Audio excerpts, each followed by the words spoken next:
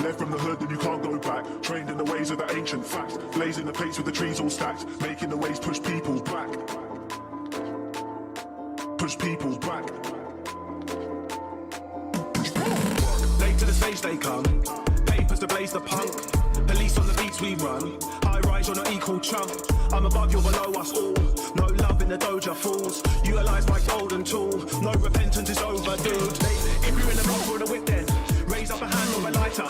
Murderous phrases, I'm hyper. Making my way through the night just. If you're in the block or a whip just raise up a hand and a lighter. Murderous phrases, I'm hyper. Making my way through the night just. Left from the hood and you can't go back. Trained in the ways of the ancient fact. Blazing the pace with the trees all stacked. Making the waves push people back.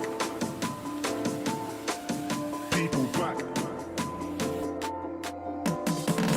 Hit the party, stance is yoga. Truly twisted, far from sober. Overdoser, rum and coca. Going loca, showing no love. Drop with the party's wave. Solo dude, I don't move for brains. Got your wifey in a state. Pulled up looking like I made a paint to this crazy late. Kick it with the vampire. Slang higher, roll with the witty finesse. Like Super T. Dude said he's the best, well it's news to me. Super mean, ride on the rhythm, I cruise the beat. She starts off when I don't usually, but I late. If you're in the block or the whip then raise up a hand or a lighter. Murderous phrases, I'm hyper. Making my way through the night just.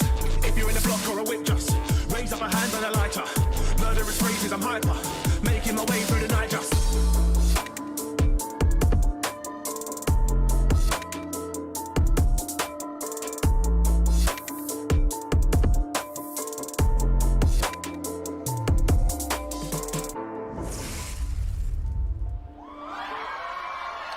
Good morning. In fact, it is very early on a Saturday morning, so if you're here with us this early, we appreciate you being here. Thank you, and welcome back to The Hangar. I am your host, Kyle Patrick. I am but one of two, as I have another half in this city. His name is Bud Duddley. He's my very good friend. He's my business partner. And I don't think I have him in the city at the moment, so let's double check.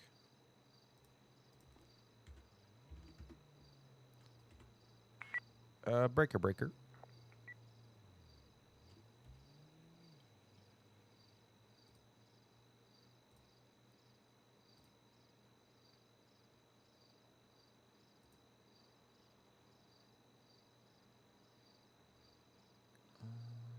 See here. Let me hit up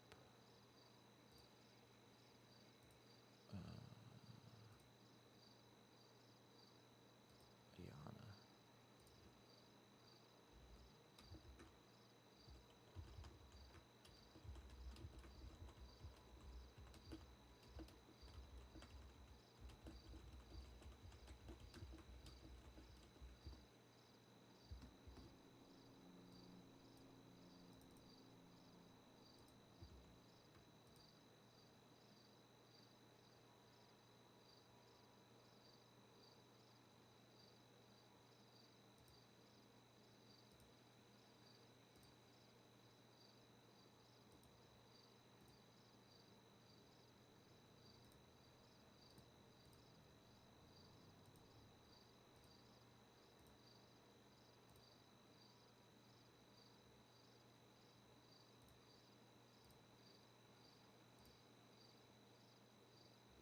All right.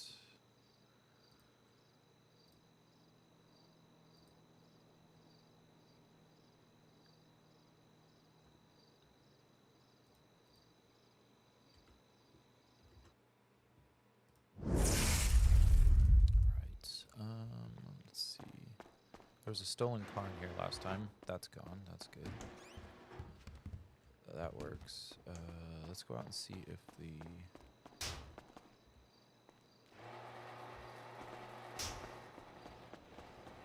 Let's go out and see if the spray paint stayed or if it's gone. Oh, it stayed. Cool.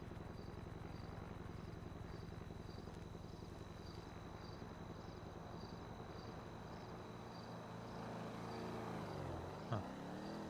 Oh, cool.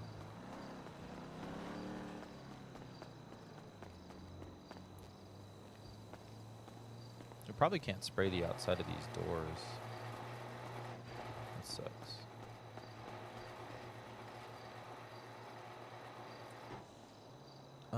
Okay.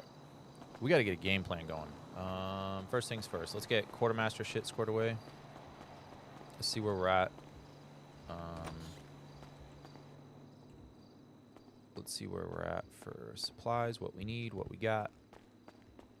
Update the logs. All right. Org vault.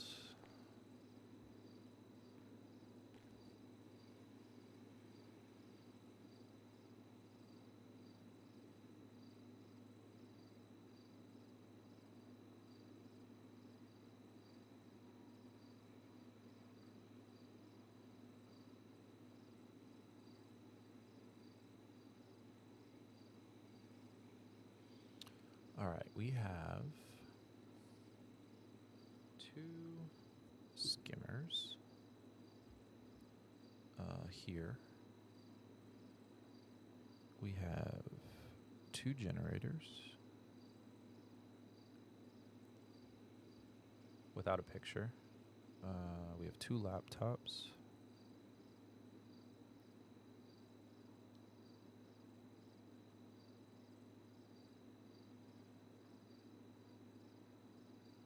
Do we have any blank cards? Am I missing something?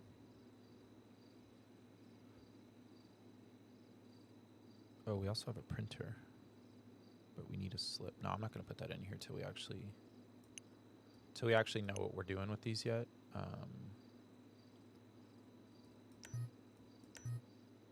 You can't combine tuner chips?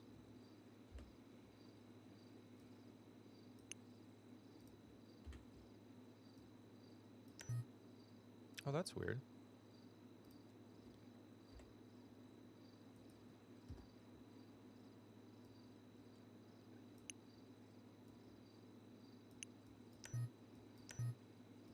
That is so bizarre. Okay, I'll put bandages here.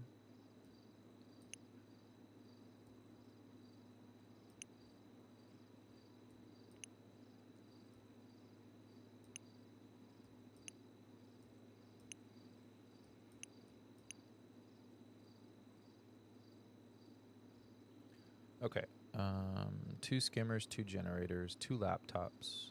We have 6 cloned cards.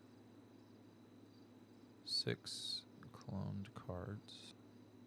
These are ready for fraud. And then we have... Dang, we sold a lot yesterday.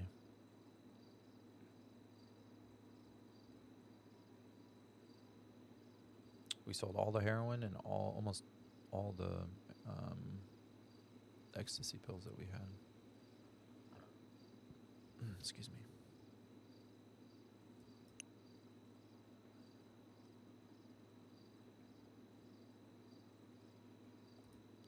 All right, cool.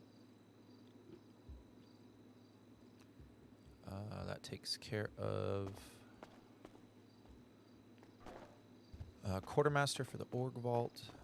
Now we got to do quartermaster for the entire org. It's just going to be a gun. I'm pretty sure all the guns are in the safe right now.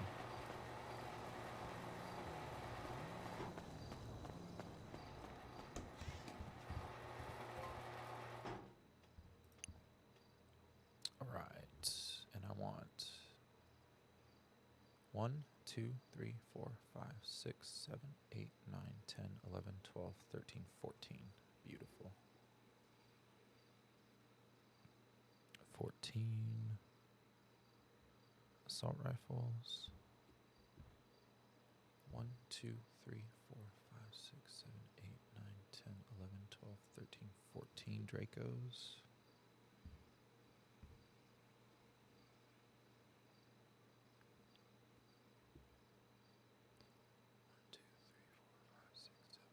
Nine, 10, 11, 12, 13 pistols.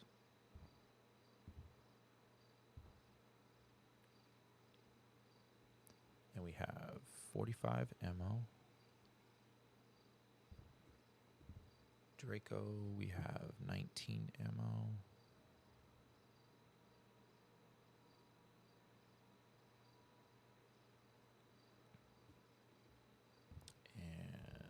assault rifle, we have 20. So we could probably go with a little bit of ammo today.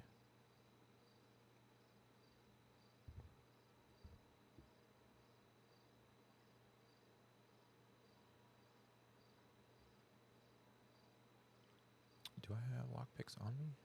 No, I took them off. Take the bandages out, move that over, bring that up.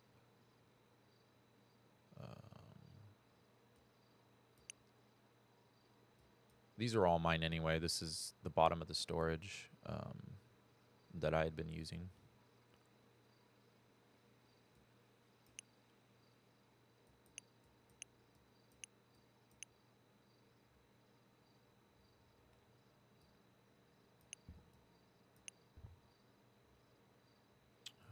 All right. And then we need to do... Whoops, wrong button. Money management. And money management, we're back to 60. I'm going to sell... We need to get 40K in there. Okay.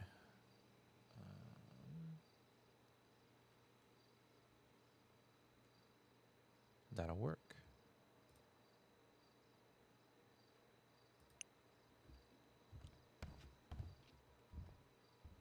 All right, let's see if I can actually bring you guys into Discord with me while I make a couple of quick changes. Let's see if I can do this.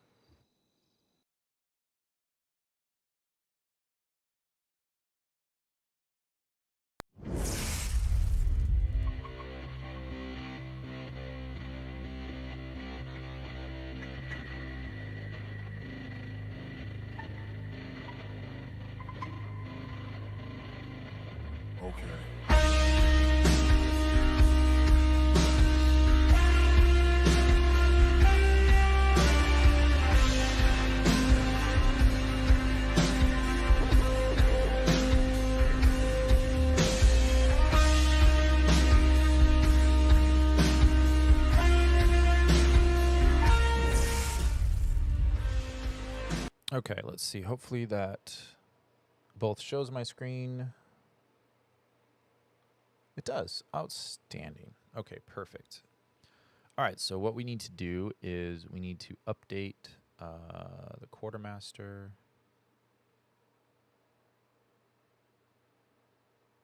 Hold on, org treasury first.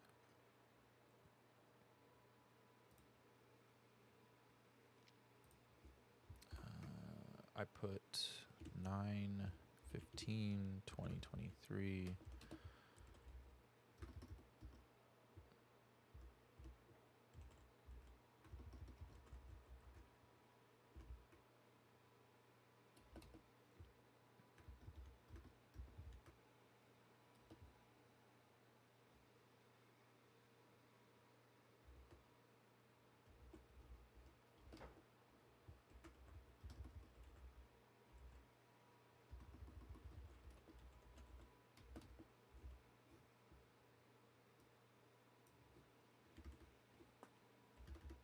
All right, cool.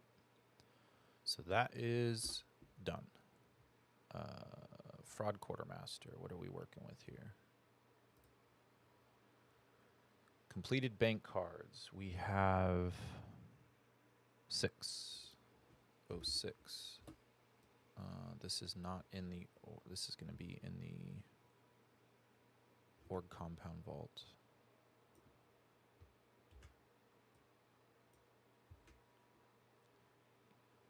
Blanks, we have 0.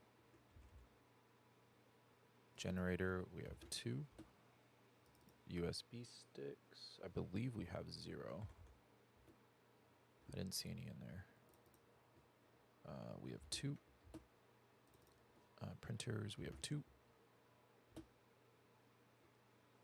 Generator, we have 2.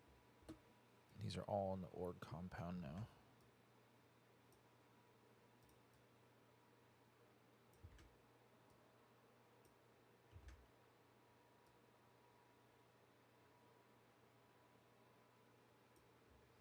Actually, I don't need any of these.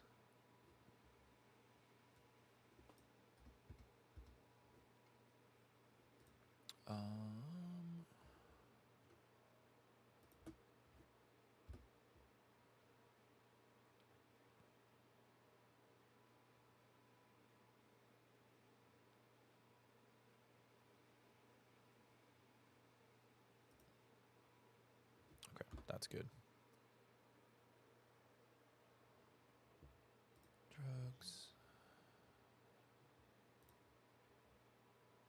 We have 3.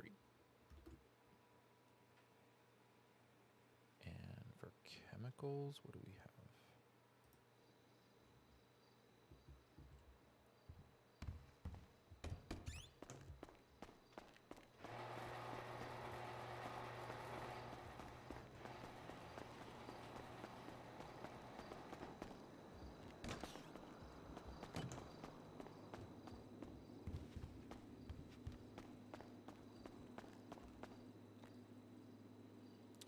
Four and 3.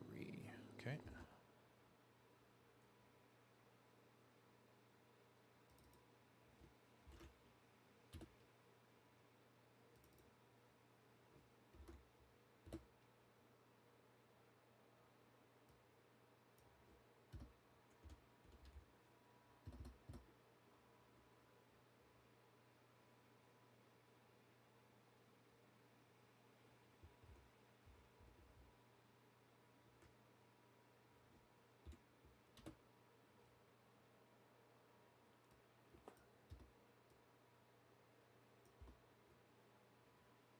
All right, that's good. And then we need heroin, which we have 0 of.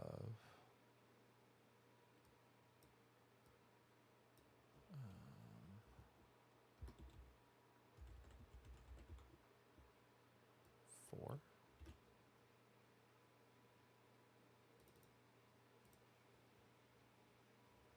Okay, and that's good. Okay, I think that's everything. Treasury, quartermaster, weapons quartermaster. Those are good. Nothing's checked out. Pistols are... We have 13 pistols. How did we find another one?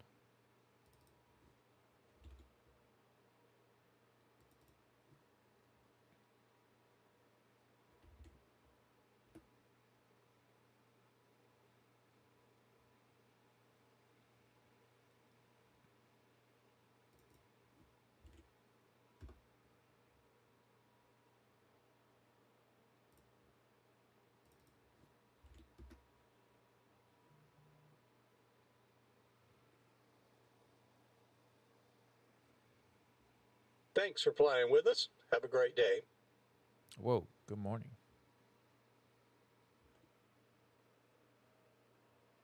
Hey, good morning, Lacey.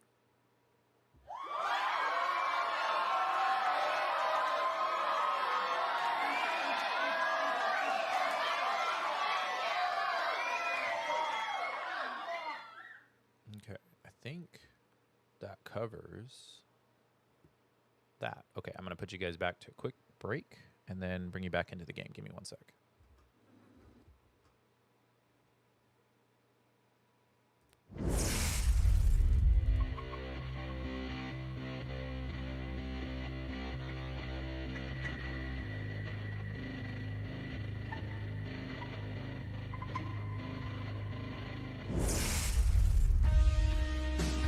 Okay, that was as quick as I could make it. Let's see if that skewed any of my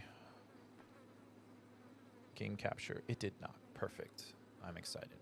Things are working as they should.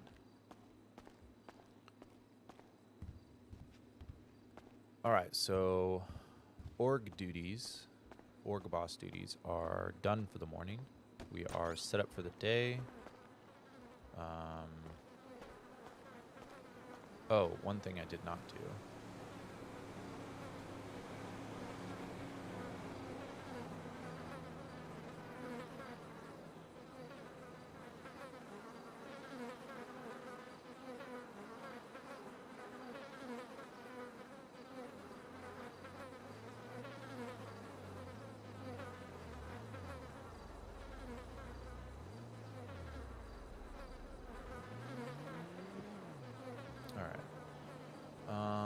We need to identify what the priorities for today are.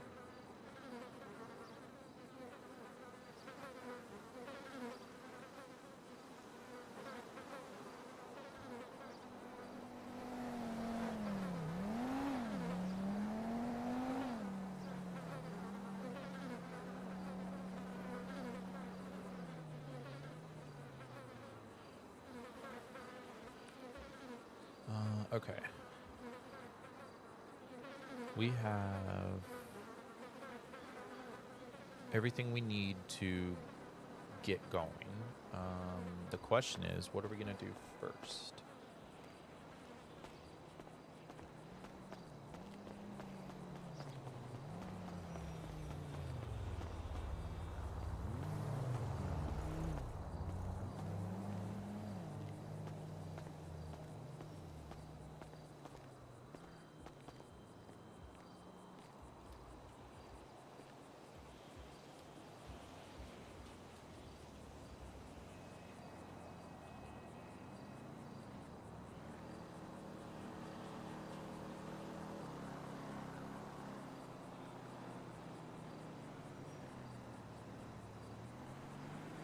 I want the sun out of the...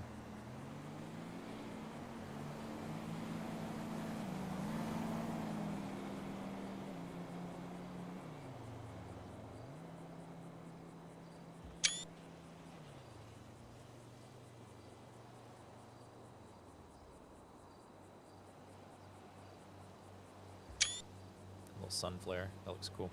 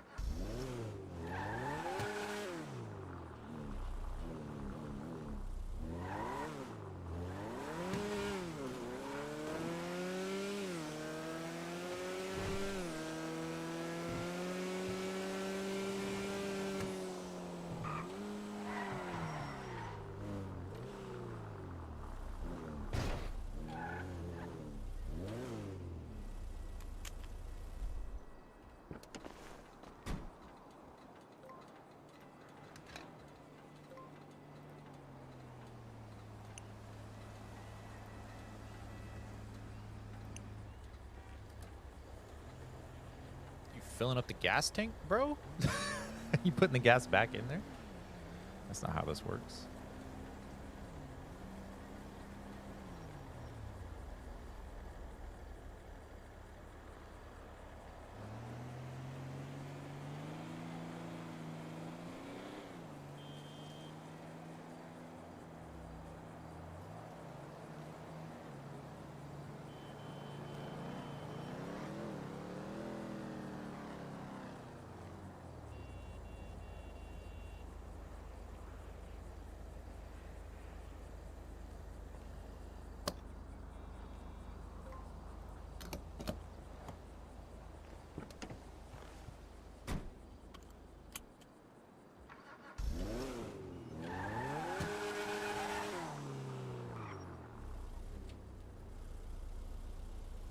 All right.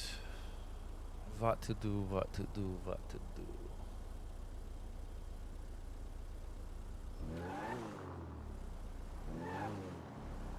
Everything costs money except production, so maybe that's what we do. Give me 1 second.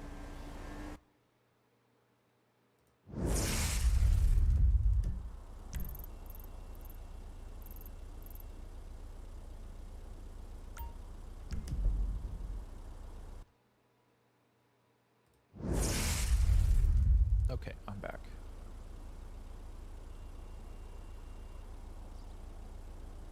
Perfect. Now you have no idea where I'm going. And that's what I want.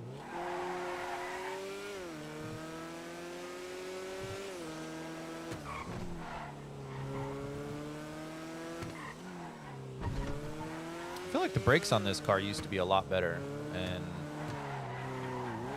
they're like not. Like I've been driving the Issy Sport so much. That's Bud's car.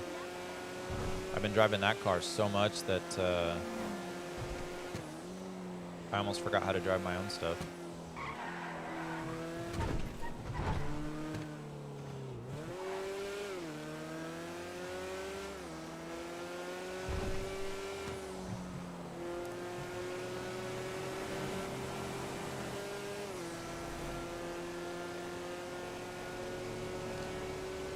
go, mini. It's a mini bug. 100 miles an hour in a mini bug. Look at that.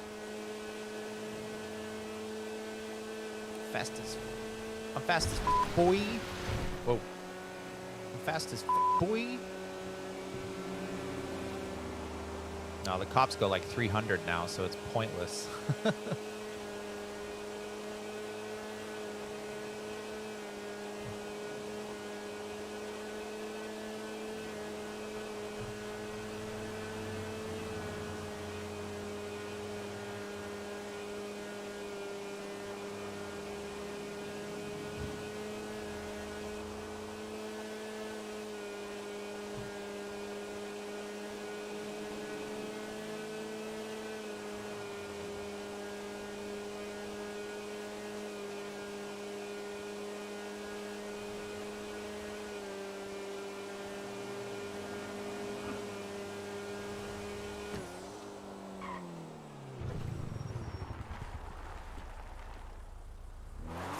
Is that like a cliff, or let's see what we're working with here. That's a shopping cart.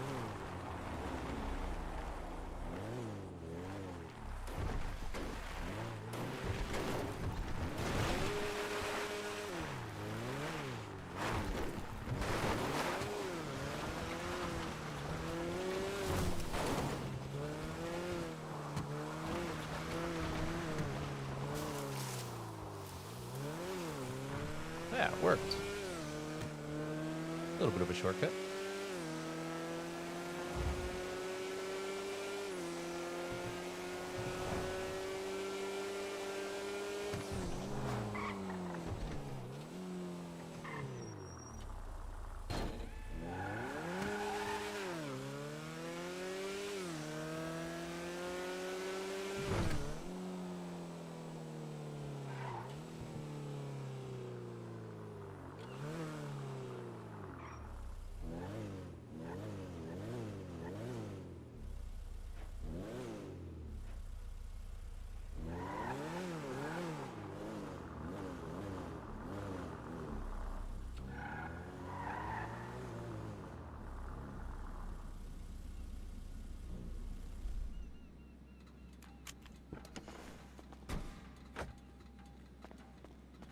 All right, let's go.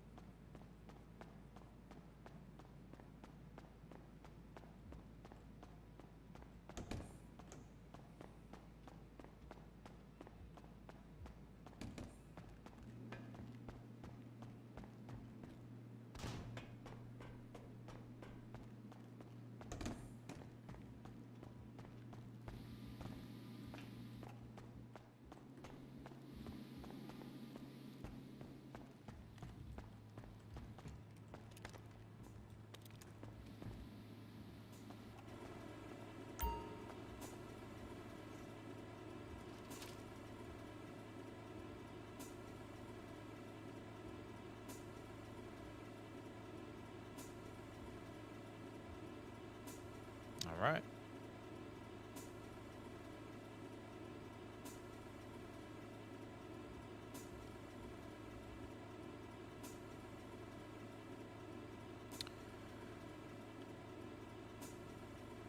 Oh, wait, let me make sure that everything food and beverage wise is good.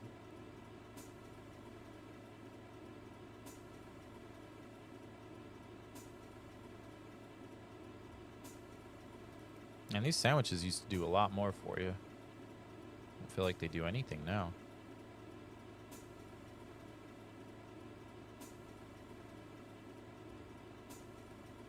Same with the waters.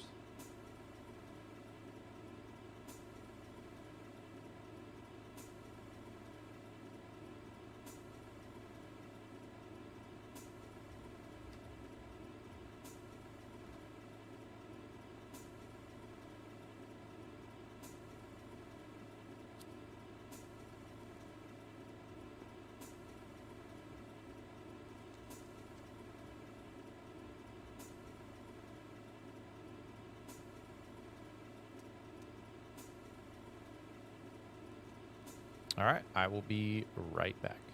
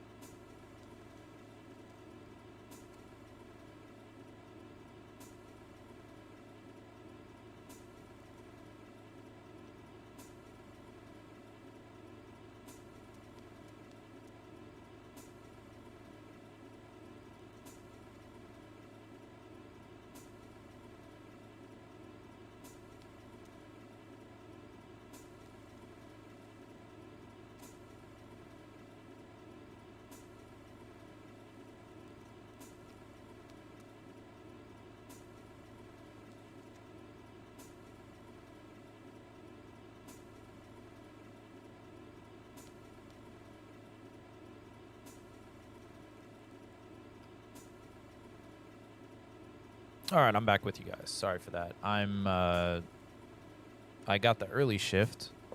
Let me move my foot. I was sitting on my foot and it just fell asleep.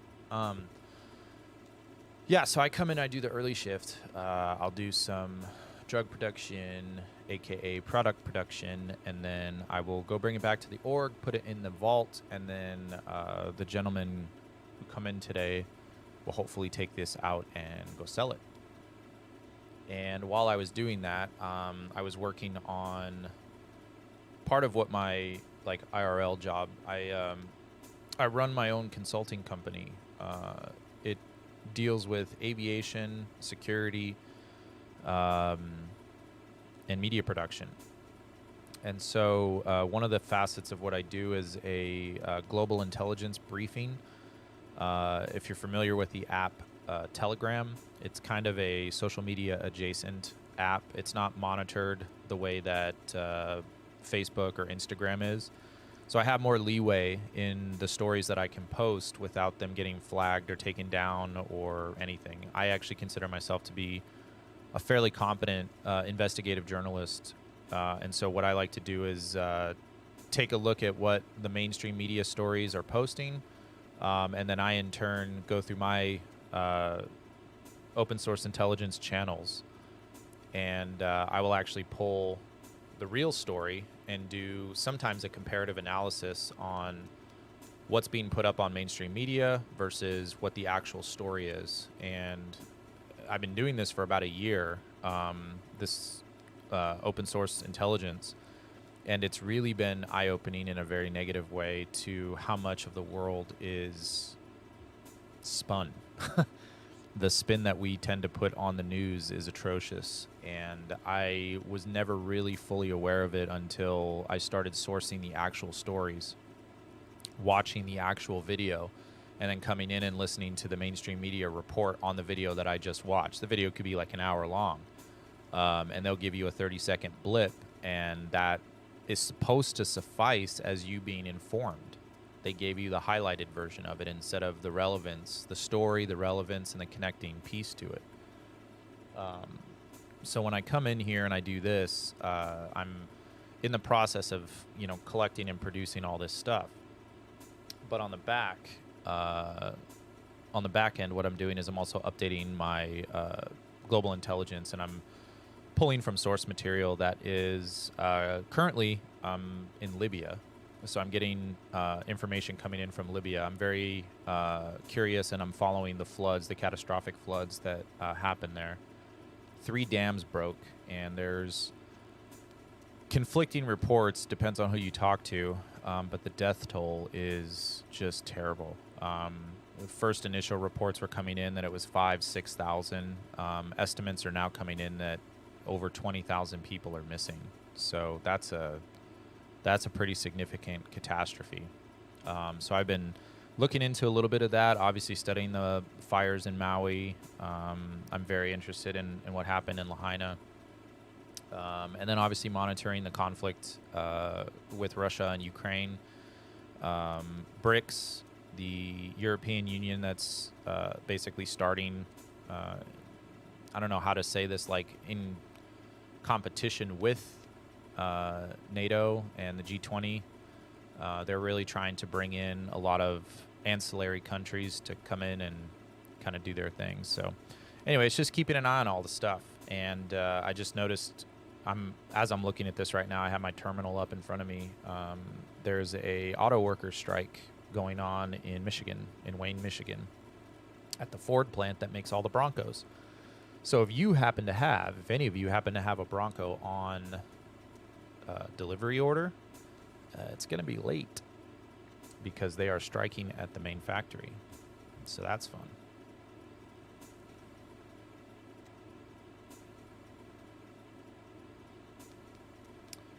Said Tiff or Laya could sell for you, y'all, if it's Depeds. Are you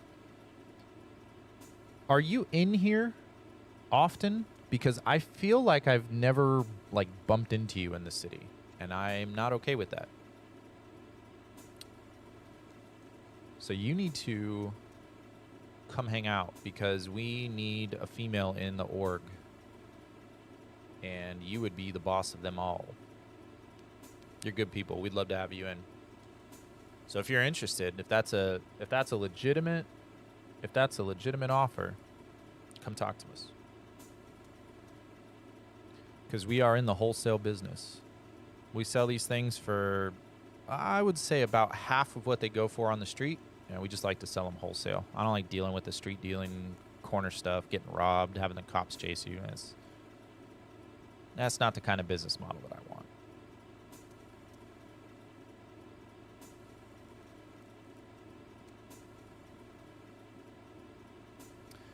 Every time I try to establish, they change something, and my character always has funky hair or no clothes. So I just kind of stopped. Yeah, unfortunately, that is very true. That is what initially kept me out of the city for as long as it did. I was over in another city. I won't necessarily drop the name,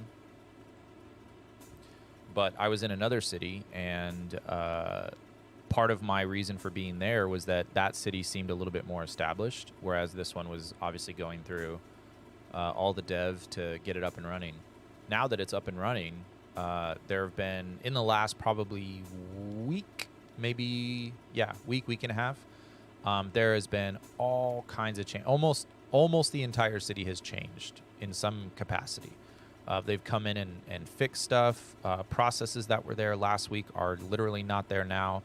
We have supplies and equipment that do nothing, so they've taken complete autonomy over a lot of stuff. Most of the changes have been really, really positive. I would say probably 90-95% of the changes have been really, really good. So changes that the city needed, unfortunately.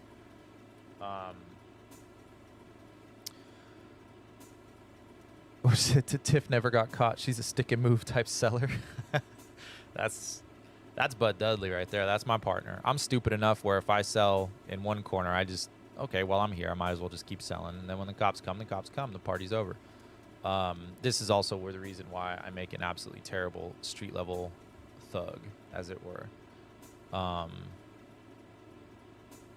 yeah, this has been, oh my gosh, this is taking for freaking ever. I ran a stopwatch on this yesterday, and to collect all the chemicals that you need over there in the 2 slot, it takes you 22 minutes per 250 collected. So if I'm collecting 500, that's an hour and a half of real time to just grind that out, and it's only for 100 pills. So the raw time investment in this is just brutal.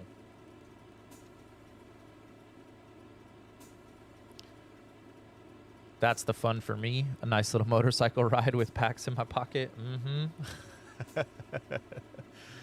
Well, listen, you are welcome to the wholesale. Anytime that you want to get your character established, please consider coming back into the city. I won't push you, and I'm not going to tell you what to do. And I mean that very sincerely. But I will tell you that after Meta World came to an end, a very abrupt end, both myself and Bud Duddley, Finn Gaming, go follow him. He's amazing. Finn and I were pretty much done with RP. Like, Meta World closing was it. Like, neither one of us really wanted to come back, and we started playing a different game and doing different stuff, and it wasn't hitting the same. We joined another server. Again, I won't say the name of the server here, but we joined another server, and once we joined that server collapsed before we could even get in and get established. I went in and applied for a DOC role so that I could move up to Sheriff's Department. And one of the people that started the server, like a Townsend, right? I was a fan of the person that started the server, and I wanted to RP in that server with them.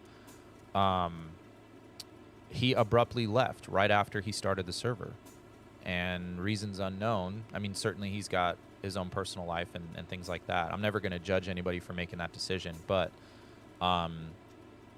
basically they launched an entire city, and then within a week of the city being up, one of the main owners decided to leave.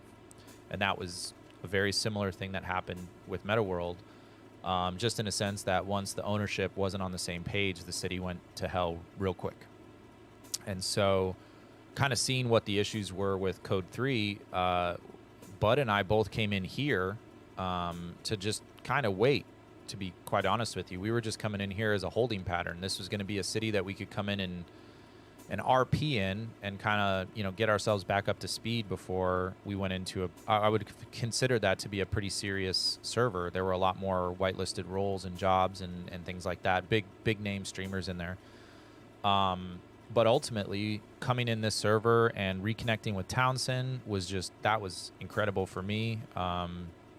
Being able to RP with him and do stuff in the city with him, and seeing some old friendly familiar faces, people that are in here that are pretty much starting to call this place home now. So our path to get here was very unconventional, and I don't pretend to assume that this was on purpose, but we ended up here, and we ended up here solely because we were just going to be waiting until Code 3 was fully up and running. But since Code 3 is not going to be doing their thing, this is my home now. And this, in the last week, I was just talking about this. With Finn off stream last night. What we're doing in this city is the closest thing to Meta World that I've been a part of since Meta World.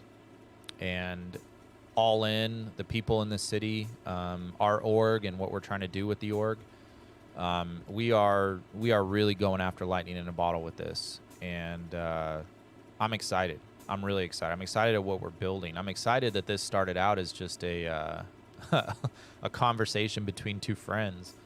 Hey, what do you want to do? I don't know. You want to start an org? Yeah, okay. And then within 24 hours, we had a compound and the whole deal.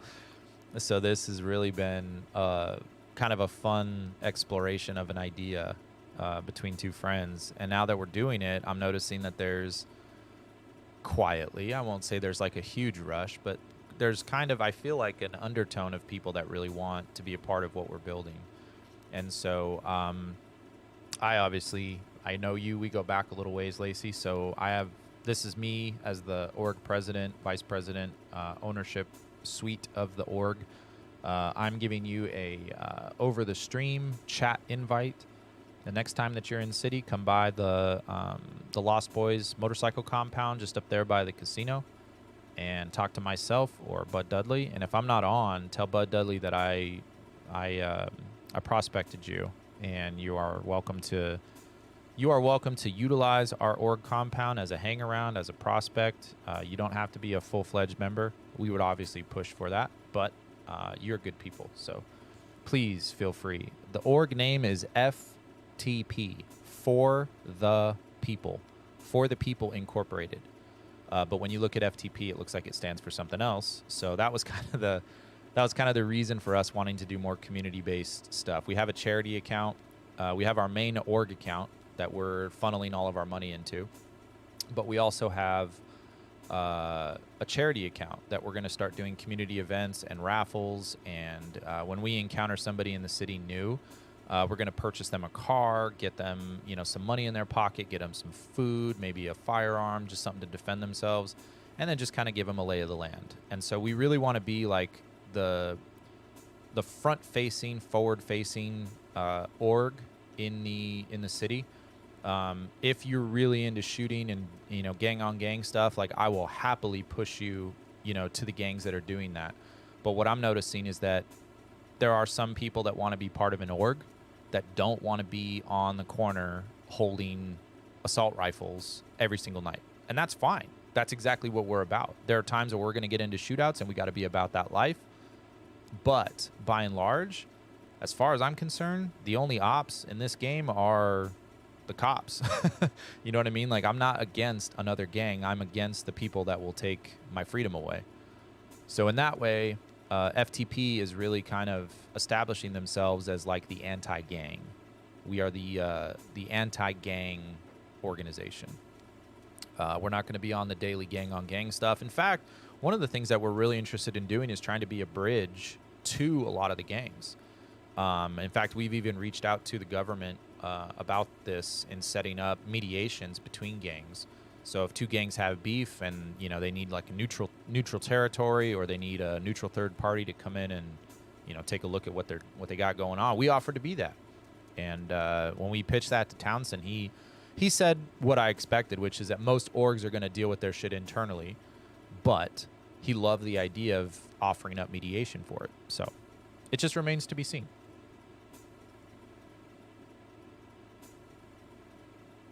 F the popo. Is there switchblades because I don't like guns? Oh, Tiff is a hacker too. Well, we need a hacker. We figured out the fraud. There's a fraud gig in the city, and so I can have robbery clothes hanging next to my suit. Sweet. There you go. Yeah, I'll give you the keys to the compound, and you're welcome to be around here and stay here and fly in and out from there if you want. Just a safe space for you. That's what we're creating. Anything that happens in the compound is safe. We want guys, girls, young, old, it don't matter. Everybody's going to be safe there. So, yeah, you're welcome to fly in from the compound if you'd like. So I don't know where to find knives. I'm still looking. I have a guy in the city. Literally, his nickname is Stab. So I would very much like to reconnect with him and find out if he knows where to get a knife. Let's see. For the one-hitter stuff, though, I think hammers and wrenches and things like that are pretty much the go-to if you're not a big gun fan. And I'm still trying to learn. My shooting needs a lot of improvement. All right, let's see where we're at. Oh my gosh, we are way over what I needed. Let's do some quick maths here. 250. I don't think I'm going to let this run all the way up, but we're here. We got a little bit of time.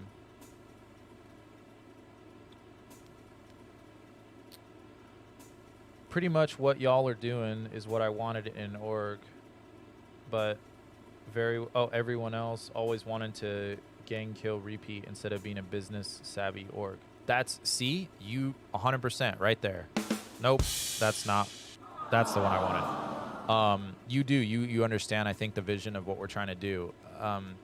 An organization, how I hear that, right? Like when we were talking about this, when Finn and I were sitting around, we're like, okay, we need to come up with an org that is just different, right? Because I don't want to be like another org that's just running and gunning and doing all the same stuff. So when Finn and I were talking about this, that was literally one of the things that we kind of cued in on is we want to run this like an organized crime family, like a syndicate. And I'm sorry to tell you, but organized crime is not standing out on the corner with fucking AKs. And they're not, going into restaurants and pressing people in that way. So the organized crime guys, you have, the mob boss that's up there in a freaking suit, and he's going to city hall meetings and city planning meetings, and he's getting the contract to build a skyscraper in the middle of the city, which is worth $1 billion. That's the kind of org that I want us to be, and I've never really truly seen that. I think with the exception of maybe the Troy family, which is a huge shout out to a bunch of creators from way back in the day. I don't know if they're still around, if they're still doing the Troy family in other cities. But the Troy family was really the genesis and the inspiration for me to look at how gangs operate in the city in a different way. Everybody else does the same stuff. They're on the local street selling, waiting for the other gang to drive by and shoot them up, and then it's tag and tag back and don't get got by the cops. Okay, that's fine. I'm good with that. I enjoy the shoot 'em ups too. But there's so much pasta in potentially having somebody from the org run for public office, right, in the city. Mayoral candidate, governor candidate, city council, whatever. But from an organization standpoint, how in the world would we accomplish that? And so we rolled it back and we started looking at like, well, what can we do? Let's take a page out of like the Pablo Escobar, school of diplomacy. You have a whole bunch of money in a whole bunch of accounts because of the stuff you're doing under the table. So you take a little bit off the top. You take the stuff that's in the account, you start putting it out to the city, you start putting it out to the community. Pablo Escobar famously built schools in areas that there were no schools. He built playgrounds and soccer fields and zoos and helped, put money back into the infrastructure of the cities of Bogota. And for that, the people loved him. He was revered, even though he was executing people and murdering people and torturing people and selling drugs internationally. And it just, the stuff that was going on under the table was just putrid. But everything that he did up on the surface was this benevolent sort of thing. And he won the people over for that. So that's exactly the structure that I was hoping for. When we came in and did an org, I wanted to do the org completely different. And I wanted to try and really challenge myself and whoever wanted to come in the org with me. Thankfully, Bud and I are on the exact same page. Almost it's starting to get a little bit scary how much on the same page we actually are. But he understands the value the same way that I do of coming in and offering something to the city that's completely different from what they're already getting. And I think it's just the option. Like we have had probably an entire week of humiliation in a sense that we'll introduce ourselves to people in the city and be like, yeah, we're Yellow Gang. And they'll start laughing like, who the fuck's Yellow Gang? But like, that's fine. I'm not on the same level as you on the street, doing the running and gunning. But like we did yesterday, we came in here and grinded out wholesale. And then we took 100 product. Actually, we took 200 product from two different categories, and we wholesaled it at $125,000 one-time purchase. Okay, that's the kind of org stuff that I want to do. I am not here to nickel and dime. I'm not here to stand on the street corner and sell, bags for $500-600 a pop. We are in the weight business. We are moving serious weight. I want to be $100,000, $200,000, $300,000 deals in the background. And the capabilities that we offer, we have 2 drugs, 1 process, 1 fraud process. We have materials. I have the ability to fly a helicopter. Like we are going to be a force to be reckoned with in the next probably week or so. And for us to go from almost zero money, like if you remember in my account, if you guys saw yesterday or the day before, I had no money. Like I had less than $100 in my pocket and I had less than $100 in the bank. I'm currently sitting on $102,000 in 24 hours. And the crazy thing is that's a third of the cut. That is a third of the cut. We made $125,000. Well, I should say Bud did. Bud made $125,000 because of his silver tongue. And before I came in for that sale, he had already grinded out about $150,000 in additional sales. So Bud freaking Dudley had damn near a $300,000 day yesterday. $300,000. So that's a thing. I mean, and that's the kind of money that I'm looking at for this org. We can start doing stuff like that regularly. And when we start making connections with people and helping people out and earning the goodwill and I would say honestly, the trust of the city. Once people trust that we're not screwing around with this, we actually genuinely care about people, for the people, I think we'll start seeing the bigger money come in. And if we're able to get the crafting, that's something else that I want to do too. If we can get our crafting abilities up, getting those handcuffs, getting the extended magazines, getting the weapon attachments, those types of things, man, we literally got an offer yesterday from a mechanic that said, if you guys figure out how to make the handcuffs and then eventually move on to the switch that turns semi-automatic pistols into fully automatic pistols, he's like, if you guys get that, I will pay you $1 million to not sell to anybody else. Like, I'm sorry, what? You're going to put us on a $1 million retainer so that we won't sell to other people? Say less.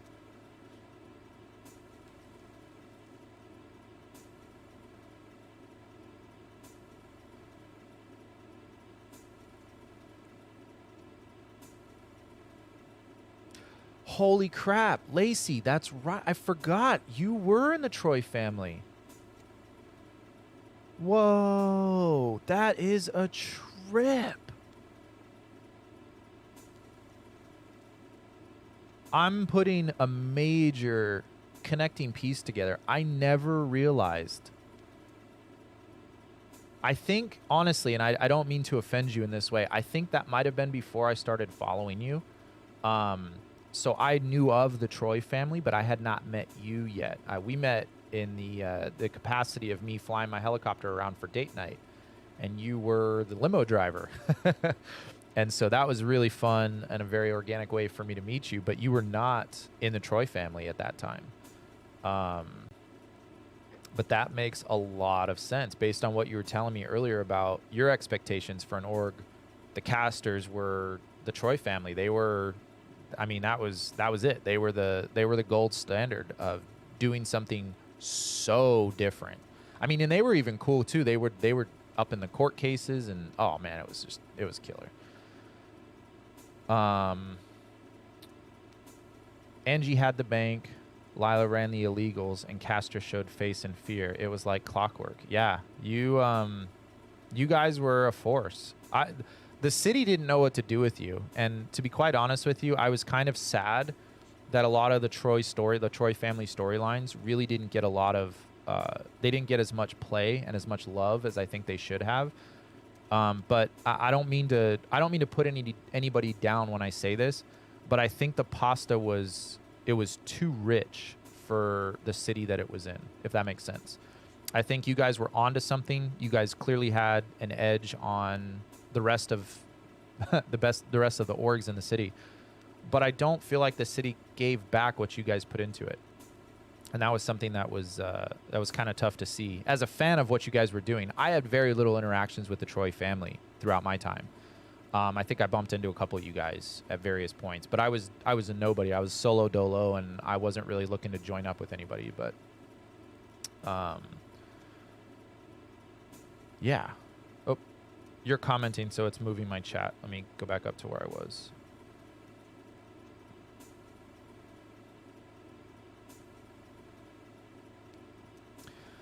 Being the most hated isn't the goal for an org. Most respected is way different. I wanted orgs to come to my org for everything, not want to kill because we had everything. Exactly. Exactly. You said, but they do have shark hunting. Tiff and Bud need to compare some notes, and my 6 a.m. to 3 p.m. of IRL boredom could come in real handy. Well, listen, Lacey, I'm not going to push you, and I don't want to put any kind of pressure on you, but I have RP'd with you. I think your pasta is insanely good, and I think you would be an amazing addition to what we're trying to build here, not only because of what you bring, your skills and those types of things, but the buy-in, as it were, the buy-in to the vision of what we're doing with this org. That's been the hardest part about recruiting, to be completely transparent with you. We give this the same sort of honest, transparent, forward-facing speech to everybody. This is what we are. This is what we're doing, and it may not be for everybody. It's probably not everyone's, flavor of Doritos, but it's ours, and it sounds like it is for you too. And I can honestly tell you, we're the only people in the city right now that's doing it.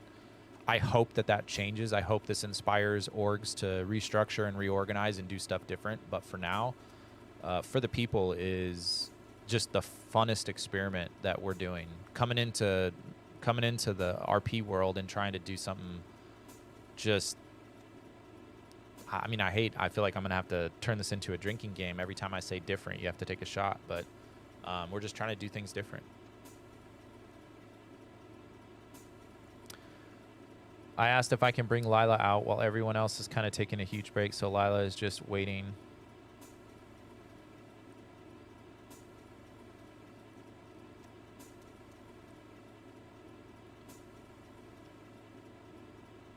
Oh, you asked oh, I got you. I asked if I can bring out Lila while everyone else is kind of taking a huge break, so Lila is just waiting for a purpose. I got you. You had been playing Holly Troy, the mom, during that time, and then switched to Lila because Holly didn't need to be around as much. Okay. It was real cinematic roleplay. Most aren't up to the caliber. When I first started RPing, my entry into RP was through Townsend. And I watched Townsend, and I watched the amazing characters that he would create, and it just, it was phenomenal. I've never, up until like 2 years ago, I didn't even know that this type of gaming existed. And so coming in and seeing what this was, I was just so enthralled with watching Townsend as a police officer, and the fact that you had cops and robbers in the same city, but everybody was playing by the same set of rules. Like, it was just so different than like the public online forums where it's pure chaos and anarchy and just frustration to no end. This felt really cool. He was a police officer. There was structure within the police department. I come from a law enforcement adjacent background from bodyguarding, so I appreciated the structure and I liked it, and it was just really entertaining to watch. But to your point, when I started seeing the Troy family, really you captured the word perfectly. Cinematic. Cinematic is what the RP of the Troy family was. It was like watching a damn movie, and it was a good movie, and it felt like the Troy family had a episodic type of, what's the word I'm looking for?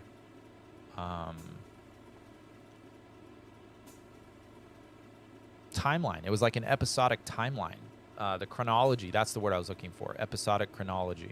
Sorry. That makes me sound like I'm trying to be smarter than I am. I'm an idiot. I like the fact that you guys had like a trackable episodic type flow to what you guys were putting out.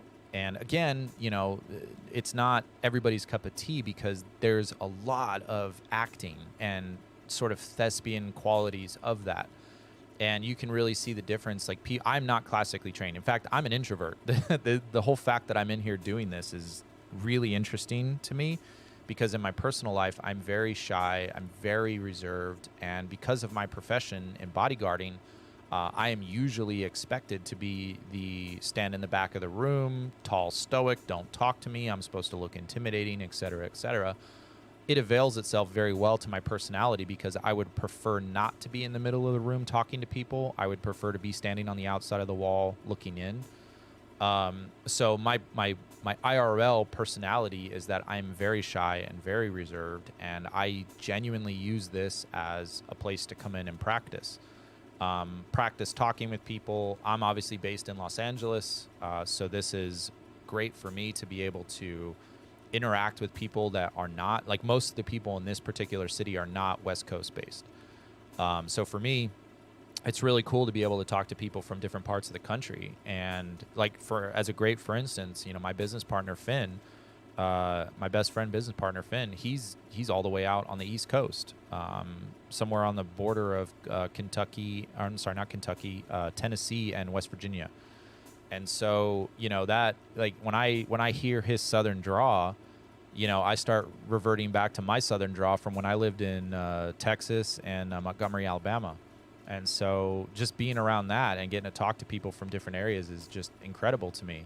But I have a friend of mine that does RP in a completely different city, and this guy literally goes in there to work on character development. He will create a character out of the blue, and he'll go into a city and he will just practice like a comedian almost. Like, grab the microphone, stand up in front of a mirror, and just tell jokes until you nail the delivery. He is a classically trained Los Angeles actor. He has been in several feature films. He is very well known. He's a friend of mine, not a client.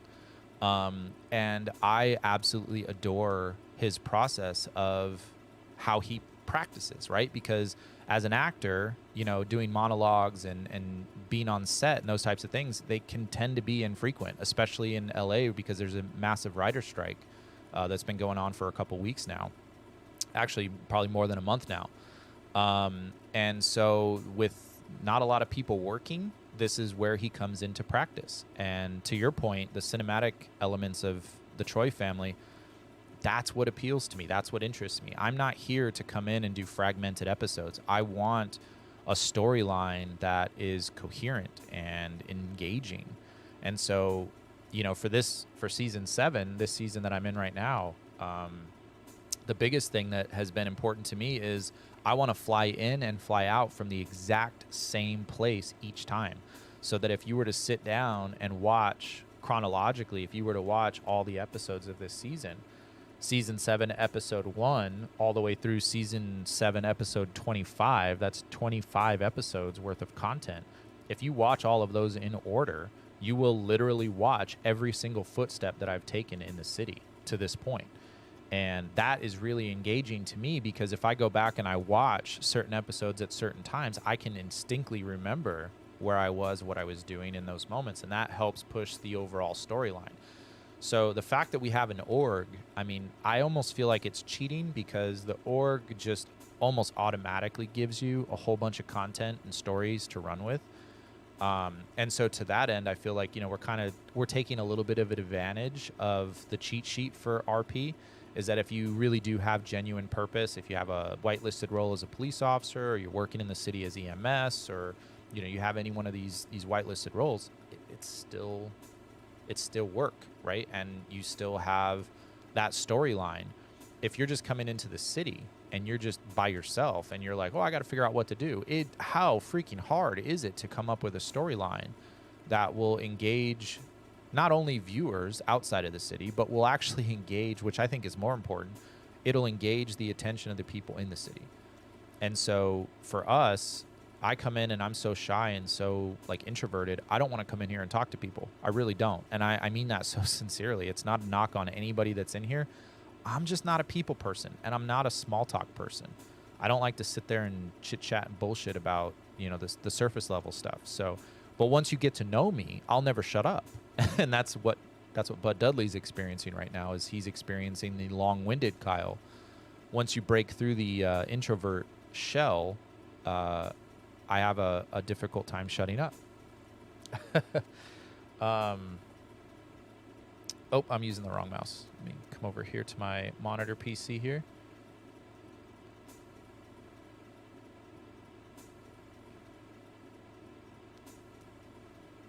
The Casters edited videos. He posted it on... Oh, the Casters edited videos. He'd post the Troy family saga, and it would give me chills. I watched it all prior to being a part of it, so it was very cool. That's very sick. I love that.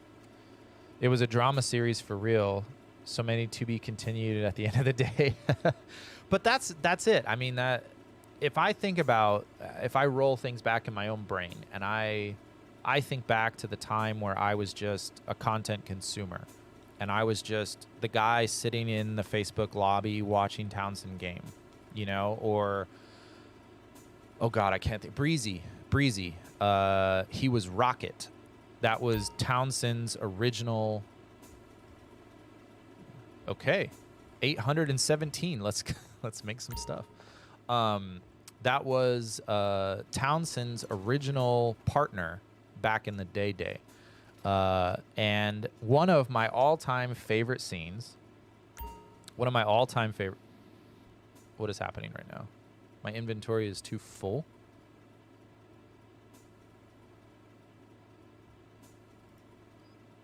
Huh.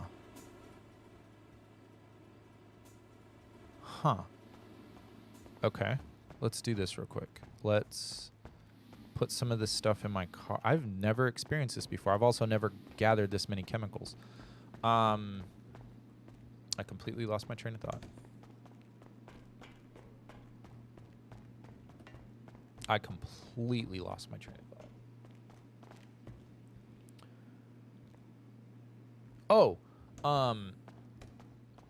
As a content consumer. So when I was watching Townsend, I try to go back and I try to roll my brain back to the place where I was just a content consumer. And what was important to me and watching with other people is that there had to be some kind of a coherent story. And really not all that dissimilar from watching your favorite show on Netflix. Right now, I am obsessed. I was so late to the party for Suits. But now that Suits is on Netflix, I am hard binging this entire show. And one of the things that's so interesting to me is that I will, when certain things happen,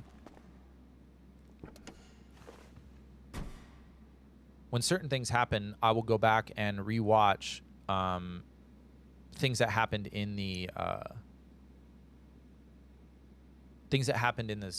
episode prior, so that it sets that particular scene a little bit better for me. And what I've found is by doing that, it's jogging my brain to want to continue doing that for this. And I feel like the streams that are going to be like the most successful, or the streams that are really doing the biggest stuff, and ultimately, like, I enjoy doing this just for fun, but I would absolutely love, and I can honestly tell you that has been a recent shift for me. I never started doing this for the money. I never wanted to do this for the money. But now that I've invested so much time and so much effort into creating this persona and all the stuff that I do in here, you know what, to be quite honest with you, it's really time to start looking to monetize what I'm doing and legitimize kind of what I'm doing at the same time. But in order to do that, and to be fair to the people that are watching this, I have to come up with an engaging storyline. And that, the onus was always put on me to do that. And it freaked me out, because in order to grow, you really have to take risks. I'm not a risk taker. You know, I like to come into the city, be quiet, do my thing, you know, just try to not step on anybody's toes and, you know, be mean to anybody in that way. I keep to myself, kind of like you do. And so, yeah, it's tough. It's tough.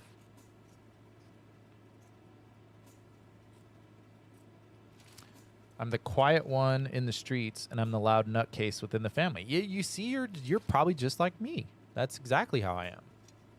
We go out in the city, and Bud does 90% of the talking. I just stand there and smoke a cigarette.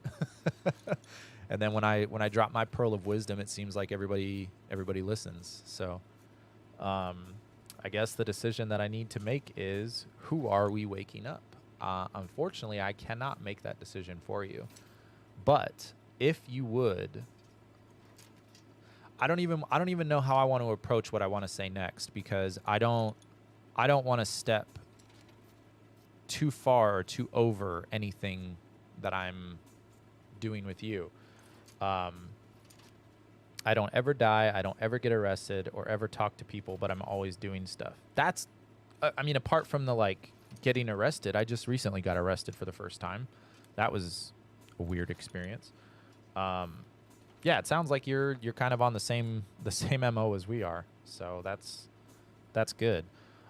Two things I want to ask, just to be fair to the whole process.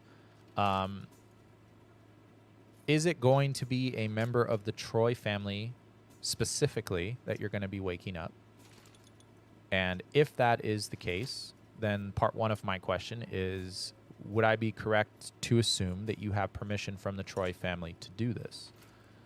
The last thing in the world that I want, that kind of falls into the second part, the last thing that I would want, although I think it would be probably one of the story collaborations of the ages, it would be really cool if one of your Troy characters could wake up and join FTP, and then at some point maybe the Troy family comes for a vacation and they find out that you have aligned yourself with a different organization, and maybe we have a sit down with the Troy family. I don't know.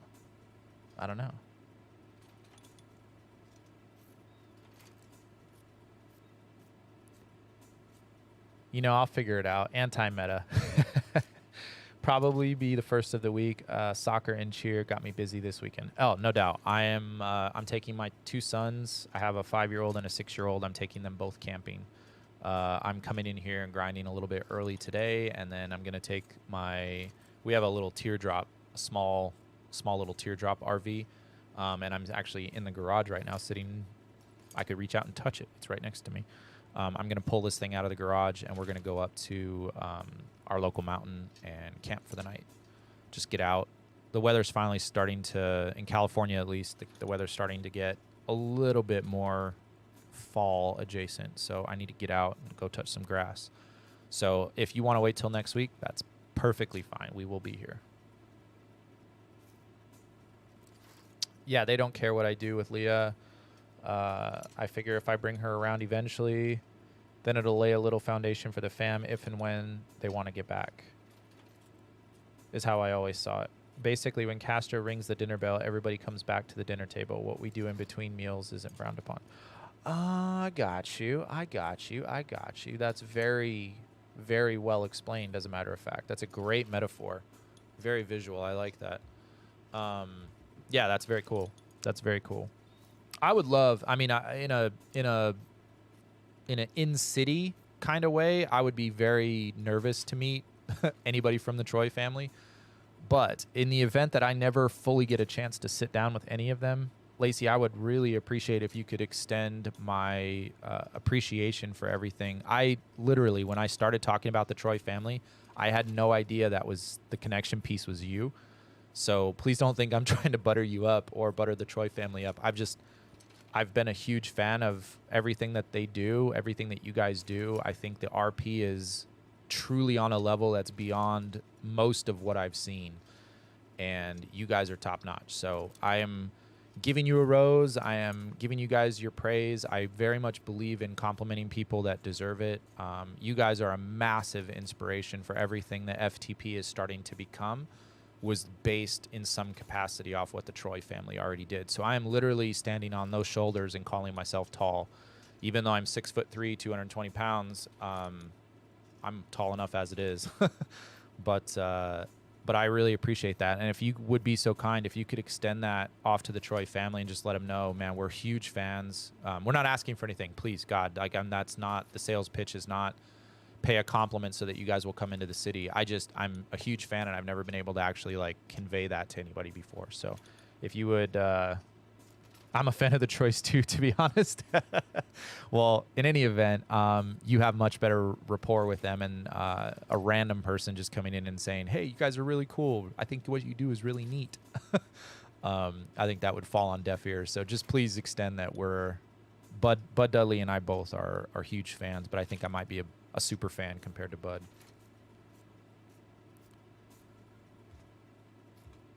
But yeah, man, it's good stuff.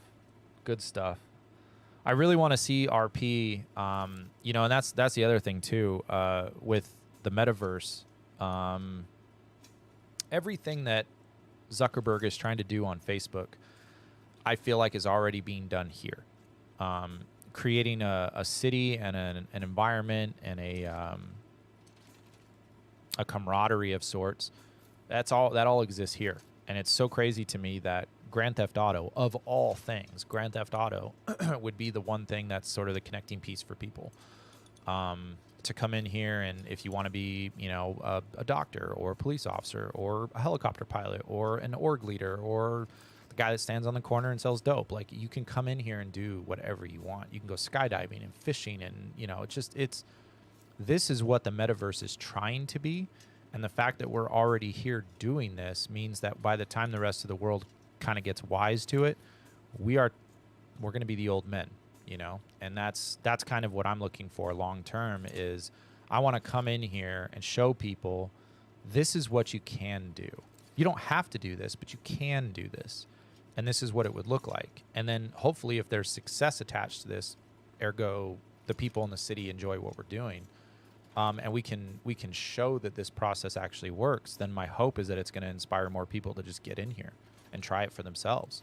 Whether you're good at RP or not, just come in here and do it. Because when I first started, I was miserable, and I still think in a lot of ways my RP has so much more that it needs to grow to. But the only way you can do that is to come in and do it. So I just hope to grab the torch and quickly pass it. Somebody else lit it and has been walking with it for, years. And I'm coming in to just do a quick, 10 or 15 step stint before I hand it off to the next person. But that's all I'm trying to do, is just get more people in here and get it doing. And I think we're onto something. I think between myself and Bud Duddley, we have been able to carve out something in this city that not a lot of people have. And it's so fun. It's so cool. It's never something that I set out to do, to be honest, but now I don't know what I would be doing if we weren't doing this. So if I can ask a question without getting in too much trouble. Oh, this is one of the questions I was about to ask. Literally, you just answered my question without even realizing it. The funny part is they all play cops elsewhere. The casters have been busy in real life, so the saga and filming had been put on pause until further notice for the most part. I believe Angie and Sax are in Sandbox as cops. Riley is doing the cop thing somewhere else also. Harry the driver is deving somewhere, and Castor is outside touching grass. Very cool. Well, that answers my question. I was literally just about to ask that. Like, what are the Troys up to these days? But like most of us, real life will always take a precedent to what we do in here. So, fully understandable. Well, if you don't have anywhere to be and you don't have anything to do, and this sounds like it's interesting to you, I would be remiss if I didn't go back to my original sales pitch and say, Lacey, we'd love to have you. I don't care who you wake up in the city. I trust you. You can bring in an old character. You can start a brand new character. I leave that up to your discretion, but maybe over this weekend, you can get that character established, and maybe we'll see you in here this coming week. You know where to find us. But that is funny that these characters are out there playing cops. That actually explains a lot, because their savviness with law enforcement. Like for me, when I get chased by the cops, my hands start sweating and I shut down mentally. I don't know what. I don't know what to do. I can't mentally process that quickly when I'm being chased. So it's interesting to see that the Troys were always very calm and very methodical and almost sinister with the police. In my opinion, that can only come from doing the job and knowing the ins and outs of the job that you're criticizing, as it were. So I believe that being a police officer in the city actually helps make you a better criminal, because you're sort of desensitized to a lot of the stuff that still like gets to us. And even though I was a DOC back in the last city, that was we weren't getting in car chases or shootouts or any of that crap. So by and large, the stress is new for me.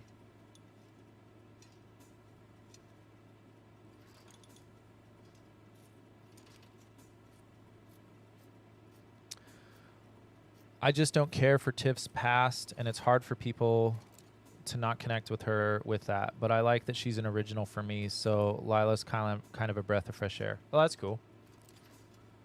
What do you like about Lila that's not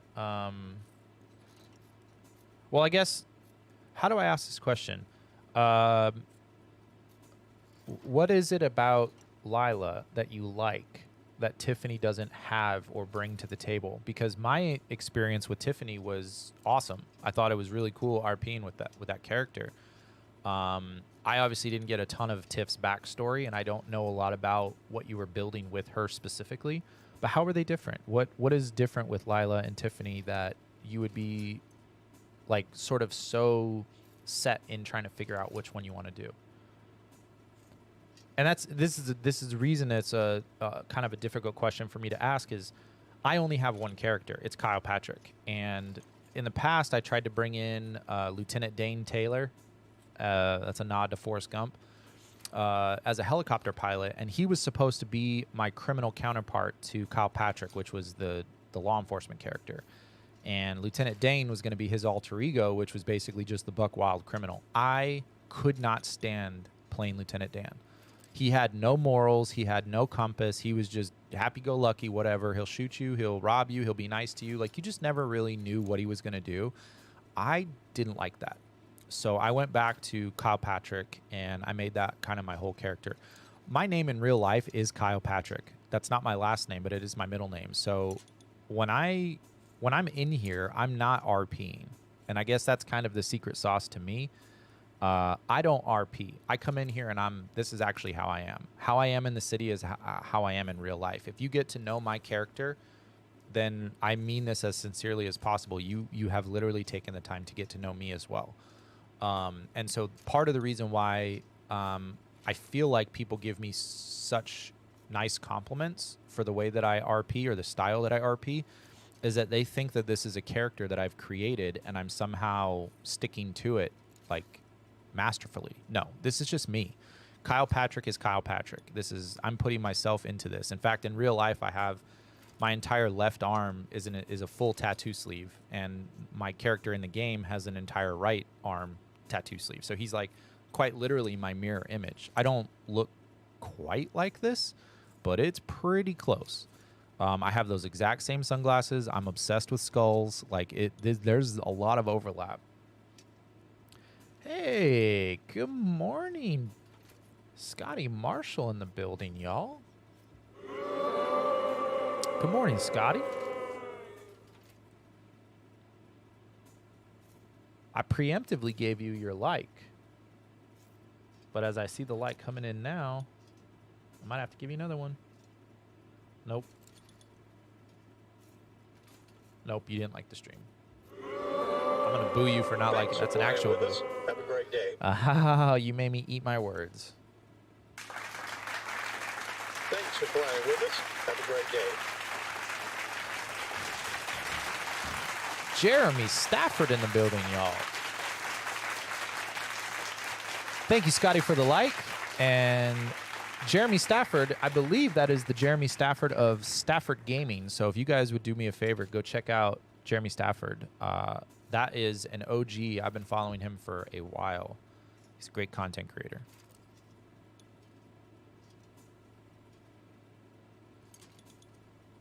How we doing on productions here? 372 to 89. We're doing great. This part of the process is always infinitely faster.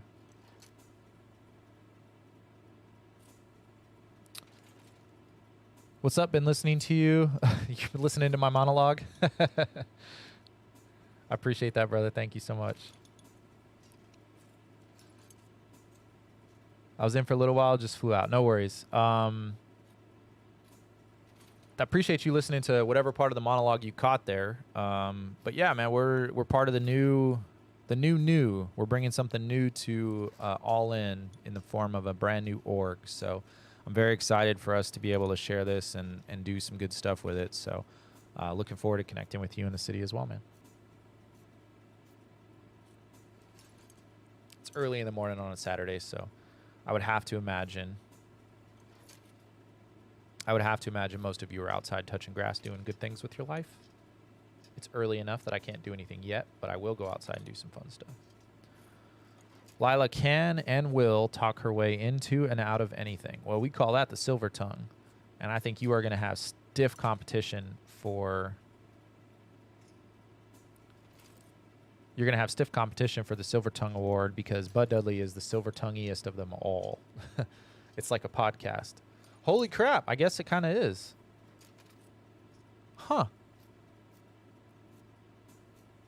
You just blew my mind. I never really thought about it like that, but it is kind of like a podcast.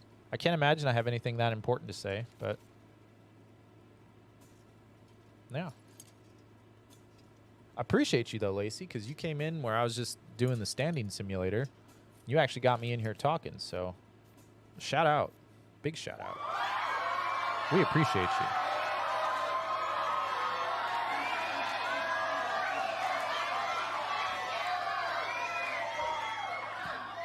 That kind of behavior is appreciated, accepted, and encouraged, so thank you.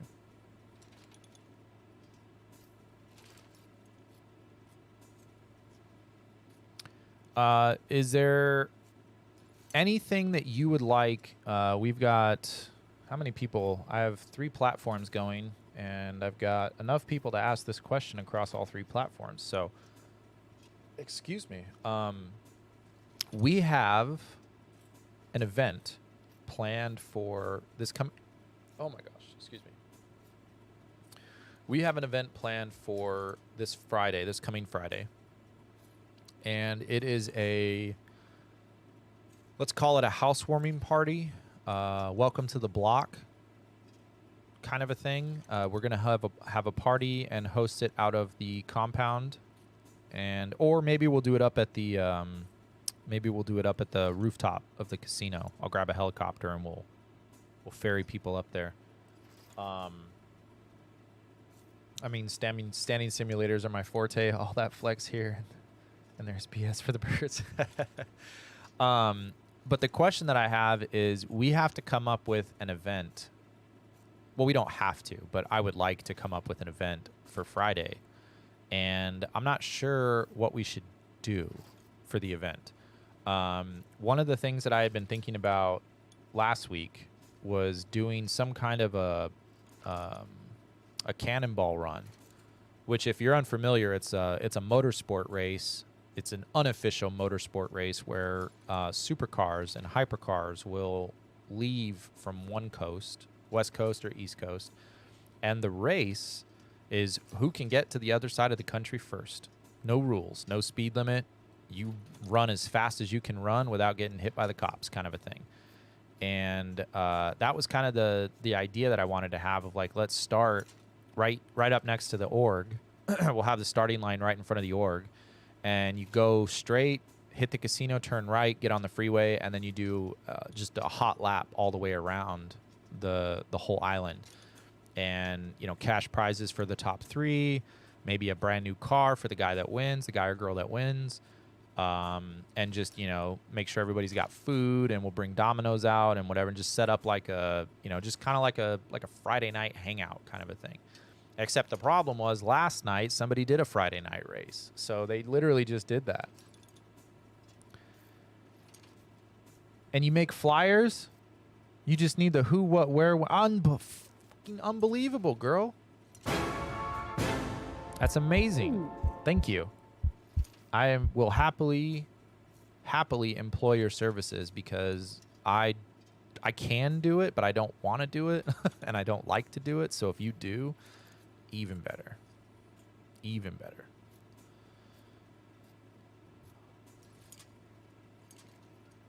What software do you use to make them, out of curiosity?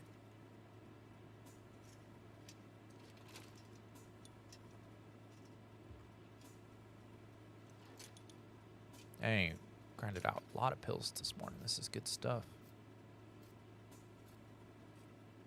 Canva. Canva. That's the name of the thing I was thinking of. Do you use Canva? Or PicMonkey? I'll send you some oldies when I get home of previous event flyers I've done. That's what's up. All right, Lacey, I'm gonna send you a Discord invite. You can join, whether you decide to join the org or not. I'll go ahead and put you in the I'll put you in the channel, so you can go and look around and take a look at all the stuff that I've kind of organized for us. And then shoot, you should take the flyer and just drop it in our general chat, and that way Bud and we have one other member right now. His name's Fresh. Bud and Fresh can see, and I'm obviously, I think it's going to be a easy sell, but none of us can do it. So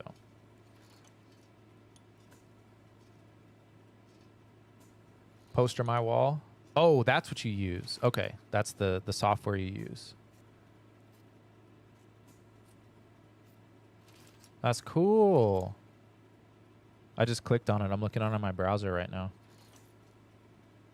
Beautiful signage, effortless promotion.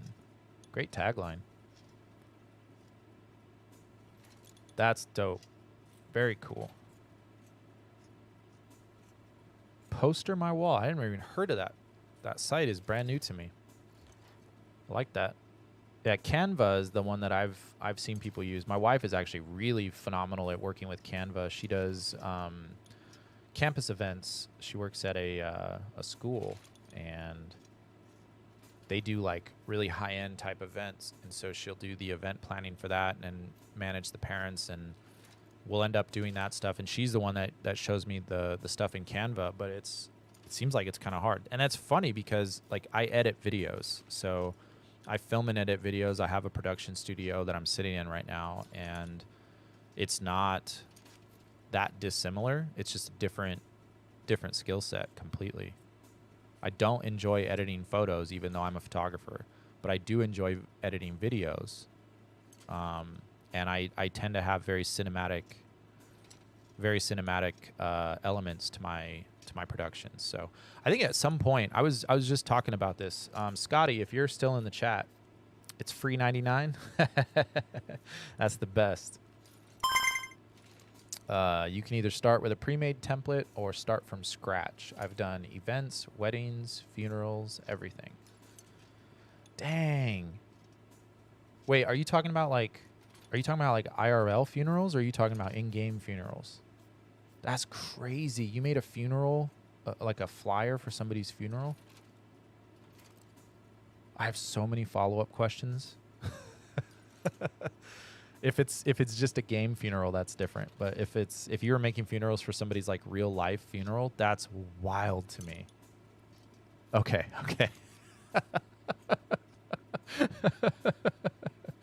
Okay, I appreciate that. I'm laughing because this is how I dispel nervous energy. I usually use humor to deflect uncomfortable feelings, and so I'm so happy.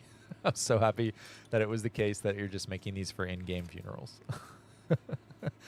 Like, come have this celebration of life. Oh my gosh! So during dinner last night, my wife and I were having this conversation, and not to like give away anything that we were talking about prior to that, because it really wasn't super related. But I was just introduced to a concept of having a living memorial. A living memorial. And basically, because what we were talking about before that is like how different cultures across different societies have always viewed death, actual death, real life death. And one of the things that I was talking to my wife about is there's a culture that does something called a sky burial. And by all accounts, Western culture doesn't and would never be okay with something like this. Even to my brain, this feels almost atrocious and the utmost disrespect to the departed. But it's called a sky burial, and when the person passes away, there's an elected member of the community that transports the body up to a raised plateau. It's up on kind of a hill. And I'm going to be very gentle with how I say this, but they prepare the body to be made into smaller pieces so that things in the world who are hungry can get a meal. That's about the nicest that I can say that. It shocked the hell out of me. The fact that this is something that gets done, the fact that this is something that people aspire to do, and something that people show reverence for. And so in that same way, like I grew up, I'm Irish Catholic, so I grew up with, the open casket wake of somebody passes away, and you very quickly, get them prepared for burial, and we do a mass, and then we will have a public viewing or private viewing depending on what the person's wishes were. And it was very difficult as a young child to be around death in any capacity, but to physically see a deceased person in their casket, that's a hard mental image to process. And so, like literally yesterday, I was just introduced to this concept of a living memorial where a particular patient was diagnosed with terminal cancer, stage 4 terminal cancer, and had ultimately, with the support of her family, had ultimately elected to do no treatment, and was just going to kind of have the rest of the time that she felt that she needed with her family and sort of go out on her own terms. Well, in a kind of a beautiful way, she actually set up a living memorial. So it would be sort of like a funeral. Everybody got together, and, there was like a big party, and, it was very fun and jovial, and there was a lot of positive that came from it. Apparently she had several like actors and thespian friends that were in her camp. And so they gave these beautiful monologues and music production. Like, it's just really cool. But at the end of the day, when you really stop and think about, like, what is it that they're celebrating? Like, this woman is going to pass away, and she's going to pass away fairly soon. And I love the idea of just being able to come in and, like, give somebody their rose and say, hey, look, like, you meant a lot to me. You mean a lot to me. You're going to mean a lot to me even after you pass away. That is so powerful. Like, so powerful. Yeet them off.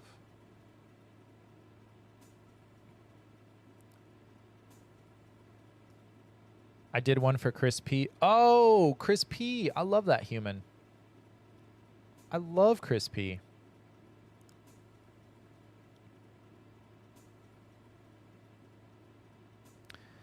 I did one for Chris P, and then I did one for Tiff when Live Your Way put their anti-cheat that insta bans me every time, so I killed her off for that city. I got you.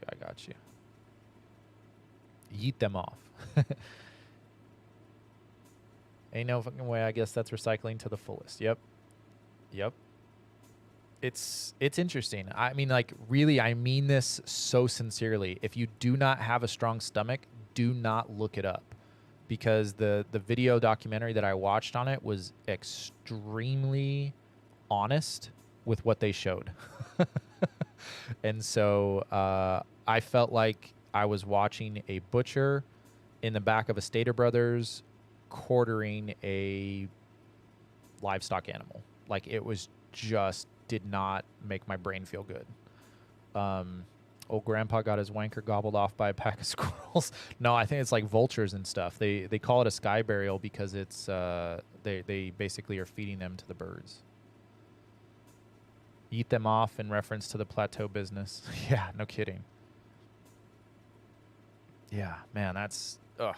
But like I said, it's one of those things where it's one of those things I can't go into something like that and judge that. Simply because I don't agree with it. That is a culture that's rooted in tradition, and I'm all for it, even if I don't understand it. But I'll tell you what, that living memorial thing, man, that's cool. I like that. I like that a lot. I think there's a struggle I think most people have with not being able to be vulnerable and tell people when they care about them. For instance, all of my guy friends that I've got friends of mine that I'm almost 40 years old. I've got friends that go all the way back to 7th grade in some cases. So I've got, 20, 25 year, almost 30 year friendships with some people. I am not opposed to telling my friends that I love them and I care about them. And I feel like there's a lacking in modern society of people being okay with just living in their emotions. Like, if you care about people, man, you got to tell them, because nothing is guaranteed. You driving to work is not a guarantee. You making it home at the end of your work shift is not a guarantee. And I think our society has become so comfortable in the boring routine of being safe that we kind of forget how unsafe this world really is and how much of a blessing it is that each of us gets home at the end of every night. So through that vein, like, I think it's important, and it's almost, I would say, damn near mandatory. You got to tell people what they mean to you. You cannot let things go unsaid. So that's why, that living memorial thing, I'd never heard about that before. I didn't know that was a thing. And I was always thinking through my Catholic filter of like, okay, well, when I pass away, they'll put me in a casket. They'll open up the top. People get to come over and take a look at what's left of me, and then that'll be that. But man, I'll tell you what, I would take a living memorial over a standard funeral. I want to go. I want to be a part of it. I want to be a part of that. I want to see my people one more time in a fun way. I mean, that was kind of the cool thing about a wedding too, is like when my wife and I got married almost 10 years ago, there was so many people in the same room that I just had never seen in the same room before. You know what I mean? Like uncles and aunts and grandparents and friends. And I mean, just like every corner of my life, and my wife, all of her family and her friends, and just having her family and my family in the same room. Like, it's just that vibe of getting that many close-knit people together to celebrate something, even as tragic as a death. I mean, that's powerful, man. I've been thinking about that all night and all morning. I know it's kind of a morbid thought, because I don't know how many of us actually think about our own mortality, but I do. I think about it daily. In my line of work, I carry a firearm with me every day, so I feel like I kind of have to. But yeah, if you're gonna go out, man, that's the way I want to do it. That's absolutely the way I want to do it. All right, let's do some quick math here. I would like to get 163 minus 200 is 37. 37 times 5 is 185. So I need 185 chemicals to process what I need to get me up to 2.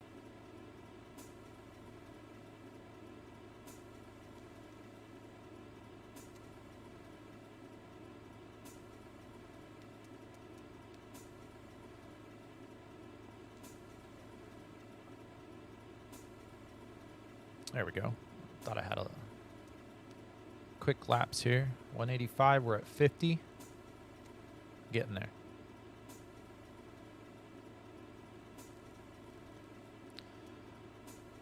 Oh, and none of my she said none in all caps. None of my characters do numbers. That would be their weakness. Listen, I'm not good at math either. I'm not good at math either. Everything in the drug production is all multiples of 5, so it's forgiving in terms of math. But knowing that you get 5 chemical packs per pill, it's basically just a 5-to-1 ratio. So I need 200. I take 200 minus 163, gives me 37. 37 times 5 chemical packets gives me 185. No, 185 chemical packets gives me the 37 that I need. But math is my weakest, which is hysterical because we actually need an org treasurer right now. We need a quartermaster and an org treasurer because I am getting a little bit burned out on having to keep track of guns going in and out of our vault and how much money we're making. So I pretty much could assume that's not going to be your role if you decide to come on board with us. But I'm sure we can find a job for a hacker. By the way, how the hell does a hacker not do good with numbers? Isn't that like the whole jam? And what do you mean by hacking? What do you like to do in the city? Are you like the fraud person? Or what do you like to do? You like to hack ATMs and bank jobs and things like that? What does that mean, hacking?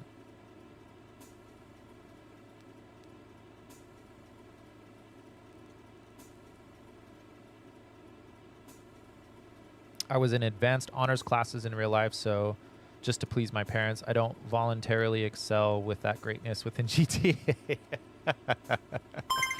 That's funny. That's funny. The things we do. That was actually part of the conversation we were having last night at dinner. We were talking about how so many, we were talking about our own children and some things that our kids are doing. Their behaviors are manifesting in a way that it's a bit of a struggle for parents. They're a little bit too old to be doing some of the things that they're doing, but they're doing it for attention. They're trying to get our attention in that way. But it's interesting that you say that because my wife and I were talking about how it's very important to us in our parenting style that we don't push the kids directly into things that we want them to do. Like I played soccer in college. I went to Cal State Fullerton. I was on a NCAA Division I full scholarship to play soccer. It was my absolute dream. I went on to play professional development soccer. I almost broke into the MLS, but I just don't think I was what the MLS was looking for. I'm too tall and too big to be kind of playing in that game for them, and not necessarily having the speed to back it up. But anyway, I have very, very deep history in soccer, and I recognizing that my youngest son doesn't maybe want to keep playing it anymore. And so I'm really coming to grips with the fact that like I can't push him and force him to do the things that I did as a kid. I don't want him to have the exact same dreams that I had. I want him to have his own dreams. And if that's in soccer or baseball or football or, diving or swimming or cross country, it doesn't matter to me. I don't care what sport, he finds himself in. I just ask that he finds it. But it's so interesting the things that we do. And for me, I'm an introvert because so much of my childhood was structured. My dad was a Marine. My mom was a nurse. Life looked a very, very specific way.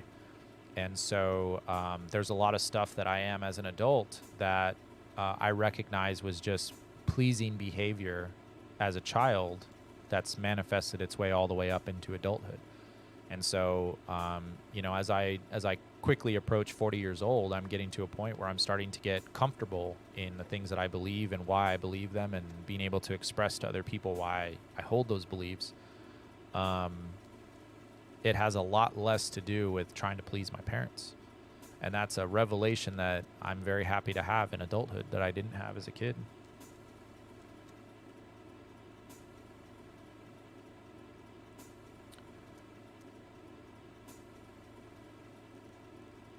I'm good with all the mini games that are needed with most of the robbery activities. It's way different than saying I have this much drug materials that yield this much produce that fetch this price per pack on the street, but this price, blah, blah, blah. Oh yeah, that's where Bud Duddley really shines for us.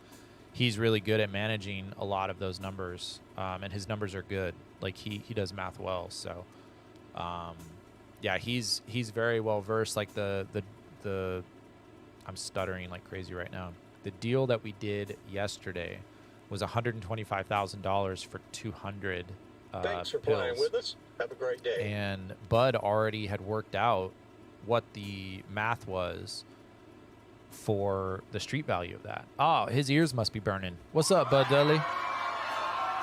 So Bud is actually phenomenal with numbers, because he came in and said, okay, here's what we have. Here's what the street value is. This is what you're purchasing it for at the wholesale price. And this is your potential profit margin on top of it. And he was able to present that to the buyers in such a way that he literally sold ketchup popsicle to a friggin' mechanic in white gloves. You know, he sold ice to an Eskimo. They wanted to buy half of our order at half of the price. And Bud figured out a way to get them to buy everything at a higher price than we originally agreed on. So that's the part of the dynamic why I am very happy to come in here and do this part, because he has skill on a completely different level to go out there and silver tongue the client and get stuff sold.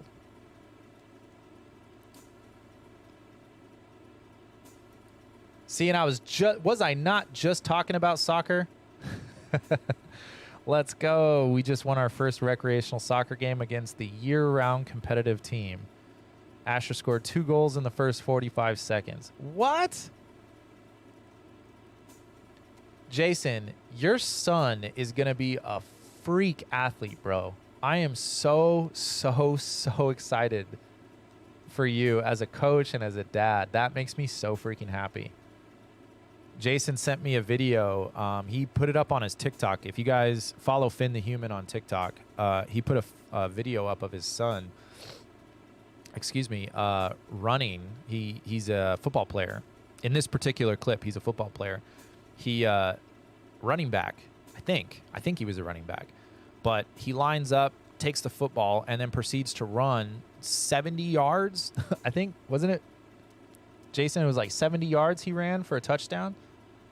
And you watch this kid and you're like, damn, like this kid is quick. And then you realize not only is he quick and not only is he running for 70-yard touchdowns, he's playing in an age bracket above where he's supposed to be playing. So we're soccer dads. Yeah, so hey, Jason, I don't want to speak here for Miss Lacey, but I think we might have a new member. I think we might have our first hacker, our first female in the org.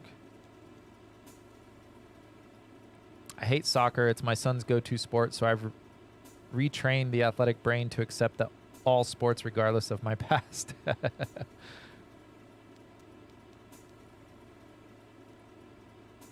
74 yards, broke 2 tackles, 4 ankles.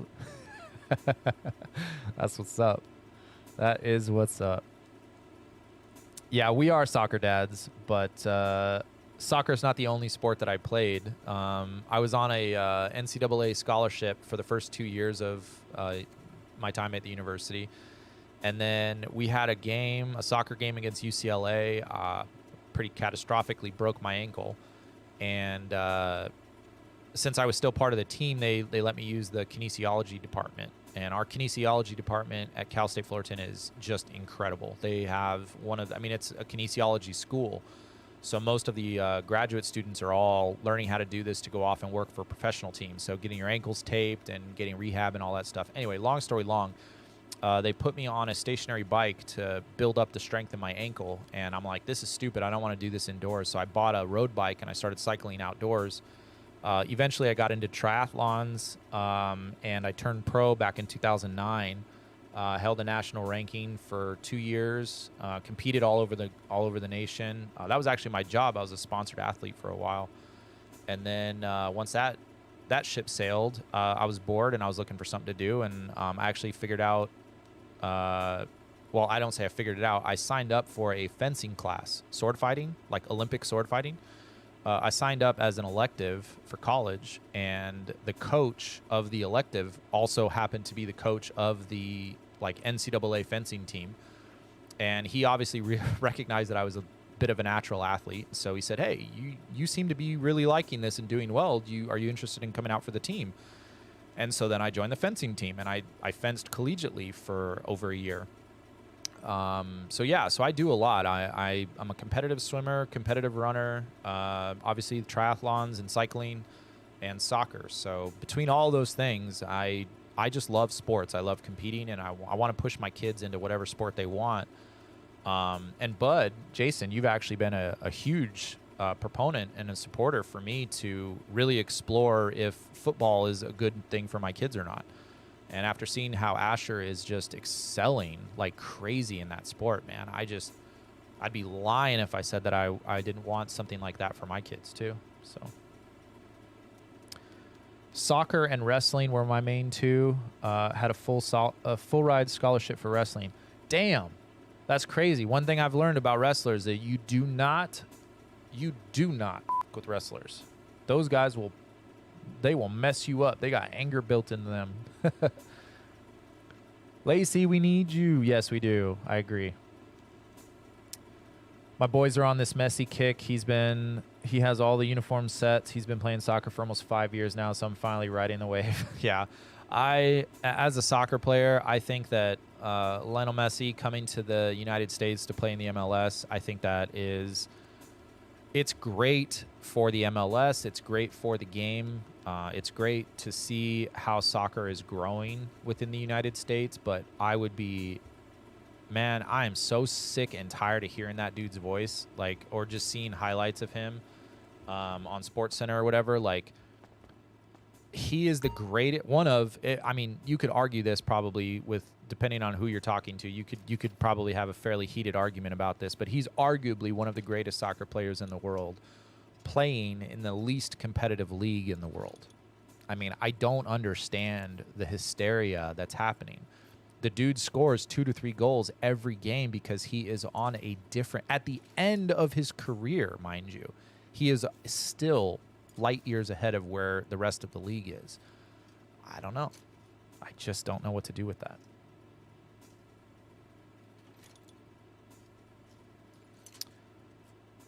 TikTok is Finn the Human, by the way. I'm going to pin this real quick.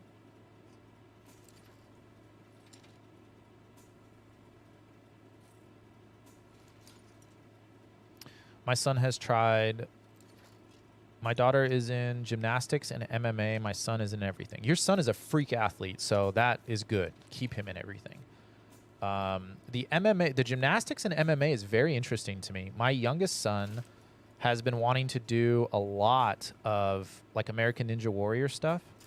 And I'm thinking truly that instead of keeping him in the American Ninja Warrior stuff, that we just actually push him into gymnastics, because I think that would be really beneficial for him. Just have a little bit more structure that the Ninja Warrior stuff doesn't have. Softball and volleyball. Catcher for softball. And you were a libero. Oh, you were the libero. Very cool. Now my son is totally different. My son is totally digging soccer and karate. And currently I'm at cheer for my daughter, who has zero focus in any sport that she's tried, which is soccer, t-ball, basketball, and karate. That's what's up. Softball, volleyball. Interesting.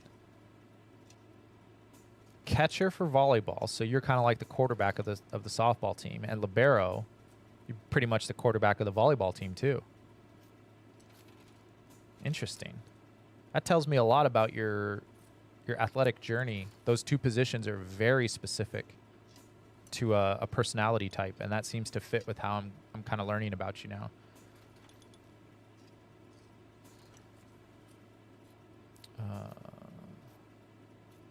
My daughter does karate. Oh, wait, hold on. I've done wrestling, jiu-jitsu. This is Jason. I've done wrestling, jiu-jitsu, boxing, and MMA my whole life. I have 4 semi-pro wins in MMA. No shit. That's amazing. I actually legitimately, I don't know if I've ever said this out loud, I have a bucket list item that I've been wanting to check off for probably the last decade. For a calendar year, I want to train for an MMA fight, an amateur fight. I don't have any disillusions that I'm ready to go pro or anything like that, but I want to step into an octagon and have somebody attempt to beat the living shit out of me. And I want to defend myself. I want to be able to, like, you know, have enough in the tank to be able to put on a good show. I don't know what is calling me to do that, but for the last 10 years, I have not been able to let that go. That's incredible. Doesn't surprise me at all, especially if you have a wrestling background. But my daughter does karate because I make her, because she's a mean little... Okay.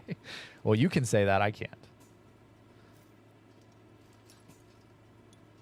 I was the smallest catcher in the area. I'm 5'3". That's tiny for a catcher. Also explains why you were a libero in volleyball, though.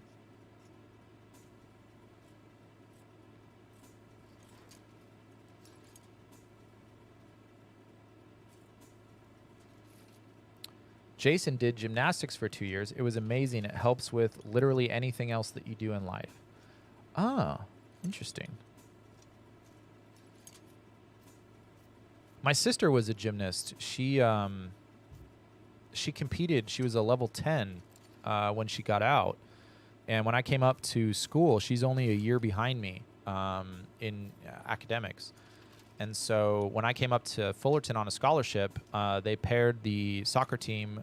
They do this at a lot of universities, especially when you're playing on the school teams, because so much of your life is involved in the school.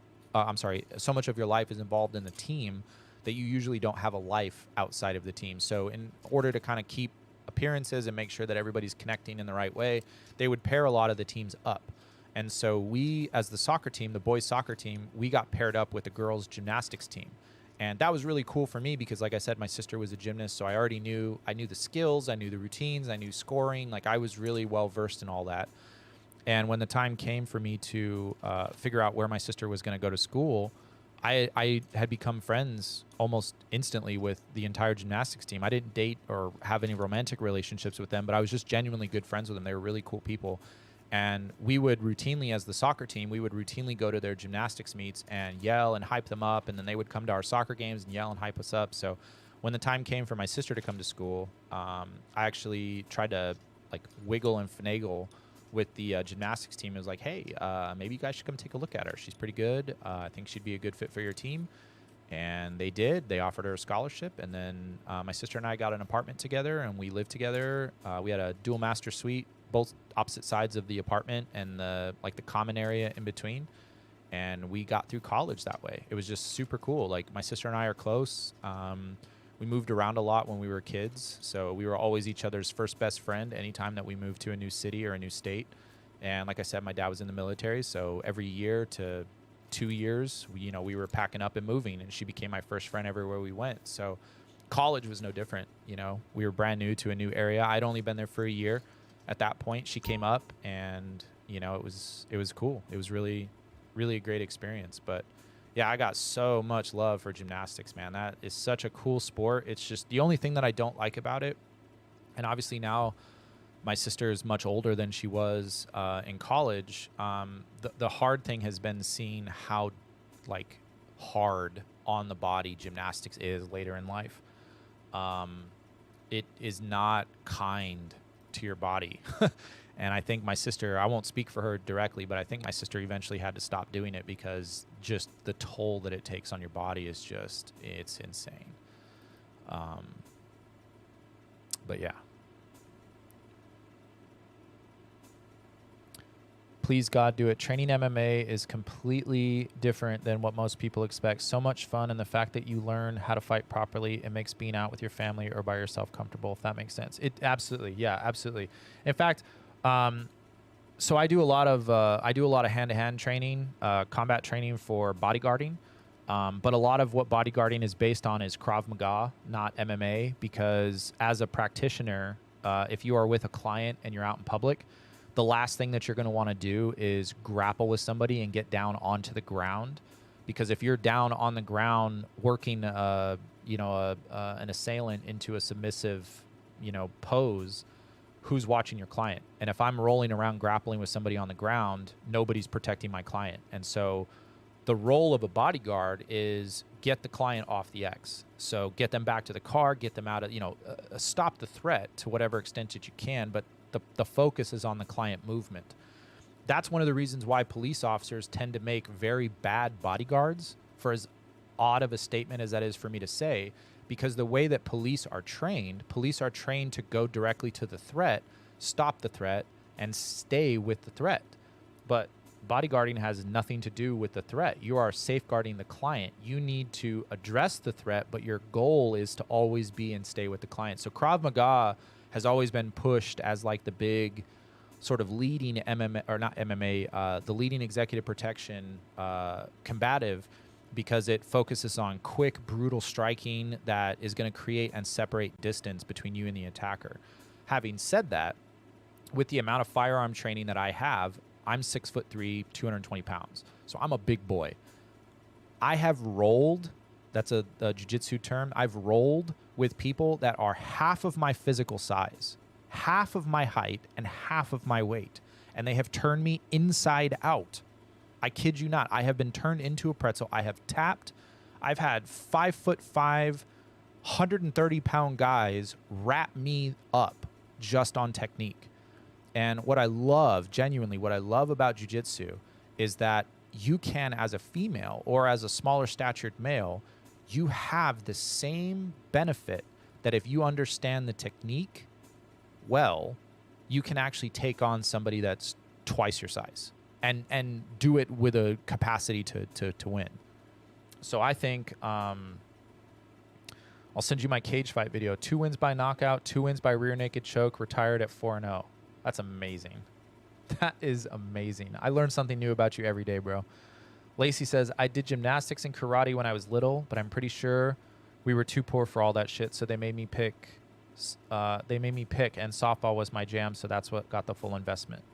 Very cool. I respect that. You know what I respect about hearing that story, too, is I know that I'm as a parent now, and as recognizing how expensive all these sports really are, the more competitive that you get your kids, the more competitive of the sport, of the discipline, the more competitive the discipline, the more expensive it tends to be. And as we care so much about our kids, we obviously want to put them in the best, most competitive teams that we can, not realizing that's very freaking expensive. So I have a lot of respect for parents that may not be able to give their kids everything that they would like, but they still figure out a way to show up for their kids. I love that. And I think that's so cool that your parents were able to give that to you, Lacey, that even though you may not have been able to play every single sport, they still gave you everything you needed to play the sport that you were the most passionate about. And that, to me, that's a parenting win right there. I don't mean to imply that that your parents did everything right, but that is a very cool thing. I love Krav Maga. That's the most brutal form of training. Yes, it is so brutal. It is so brutal. But it is worth it. And it's a good metric for people to, especially in the protection field, to have, because I obviously have an exposed permit to carry a firearm outside of my waist. And I also have a concealed permit, which, if you know anything about California, we have some of, if not the strictest gun laws in the entire country. So the fact that I have a permit that allows me to open carry and conceal carry puts me in very rare air. But unfortunately, there are still places where I can't carry that firearm, and so having some basis in mixed martial arts or some kind of hand-to-hand combative is so crucial. And one of the things that I was actually kind of contemplating and rolling around in my head is I would actually love for my wife to start taking jiu-jitsu and also involve my kids in it as well. Just to kind of, one, from a holistic standpoint, it's really good cardio, really good training. You know, that to me, that's a lot more appealing than going to a gym and lifting weights. That's not me. I'm not a gym rat in that way. In fact, my whole triathlon journey started because they tried to put me on a stationary bike and made me look at a wall, and I was just not about that. So, yeah. Casino parking quickly. Okay, I'm coming. Why are you dead, bud?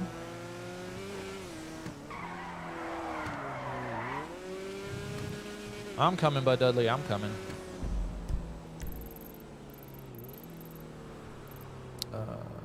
Okay, I'm coming. I'm coming. I'm coming. I'm 3 miles out, Bud Duddley.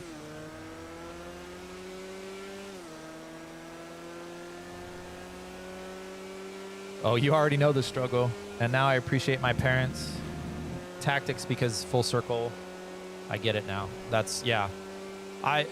That statement, I feel that statement in my soul because the reality is there was a lot of things that I judged my parents for. And now that I am a parent myself, there are still a lot of things that I believe that they tried their best and maybe just didn't hit the mark. But I also see that there's a lot of sacrifice that goes into being a parent, and it's the sacrifice that never gets talked about. It's the things that we as parents give up for our kids. Things are going okay for us at the moment, but they're not great. And I've had to make some decisions this week. I'm actually going to be selling one of my motorcycles. I have two of them, and this is the one that I don't ride as much. I took it out yesterday for a quick ride, and yeah, just kind of got a little emotional, just feeling kind of sad that I'm going to have to get rid of it. But the sacrifice of getting rid of that motorcycle because it'll help put some money in a college fund and help get our finances a little bit boosted. I love having that motorcycle. It's my commute motorcycle, especially when I have to go up into LA and I'm not, I don't need to take my truck for it. I'd rather jump on the motorcycle and split lanes so I don't have to deal with all the LA traffic. But riding that particular motorcycle is extremely dangerous, and I love my kids.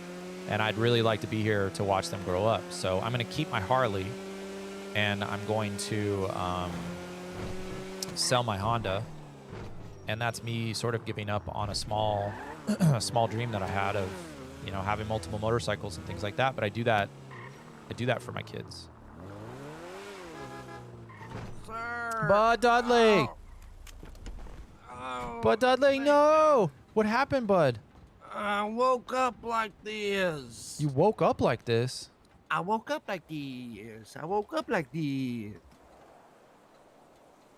Don't blow me. I ain't got time for a blowjob, man. I appreciate it, but come on. How much time you got before you bleed out? Too much time. Hurry, go. Just get me in. Get me in. Ain't nobody coming. Stop rushing me. Oh, God. Well, I'm about to lose lots of money here. I need to hotkey how to pick people up because this is ridiculous. Well, I'll teach you that later, but just give me the fucking... Yeah. Go. I'm brain dead in 55 minutes. Oh, jeez.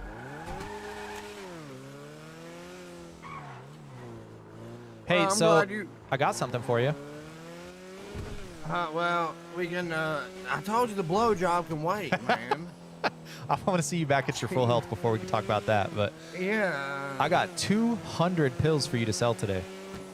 Oh, for me to sell, huh? Well, I ain't selling it. Why not? Oh, no. Oh, no. Oh, my God. I thought my head was going to pop. Oh my God, are you still here? I can show you the Yep, he's still here. Shining, glittering bullshit. Hey, fuck y'all for not coming to help. Fuck all y'all.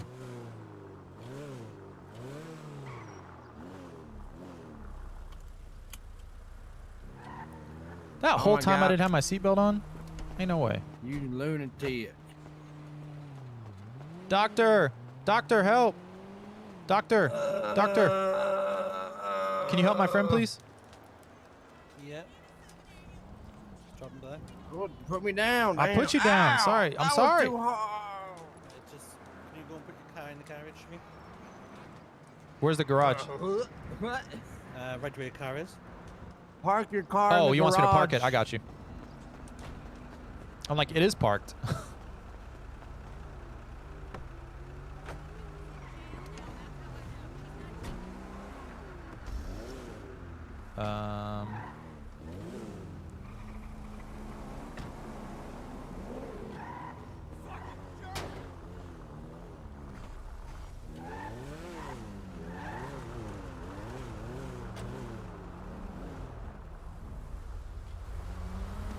There we go.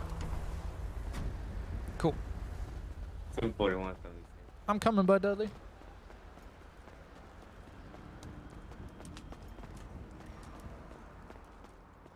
What's with the hat?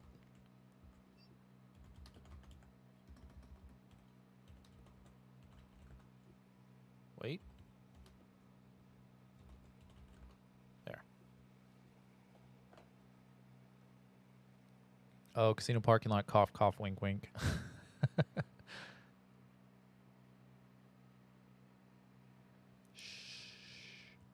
All right, got to head out pretty soon. So, Bud Duddley, once you...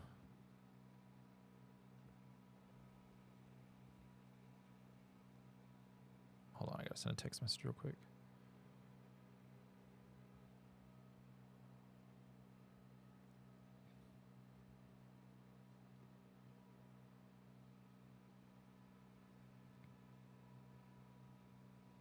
Okay, cool.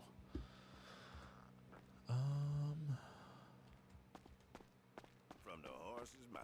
Oh, this is the pharmacy? How do I get in there? What's up, bro? Pharmacy store. It's all the same stuff.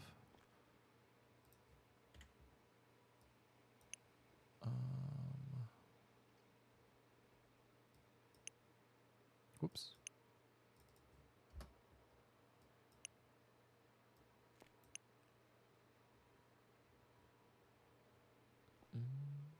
That's pretty much everything I need from this guy.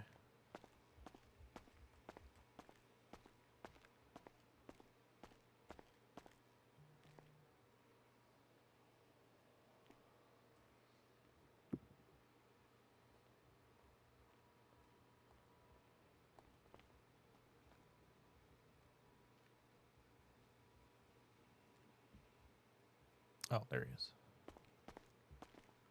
Yeah. Hey, man, Mark took care of me, brother. Awesome. Appreciate you, Doc. He's the man. Hey, me and this guy right here have beef, though. He called me a cocksucker last time. Listen, buddy, I know you're a doctor and all, but you're going to have to watch that attitude, all right?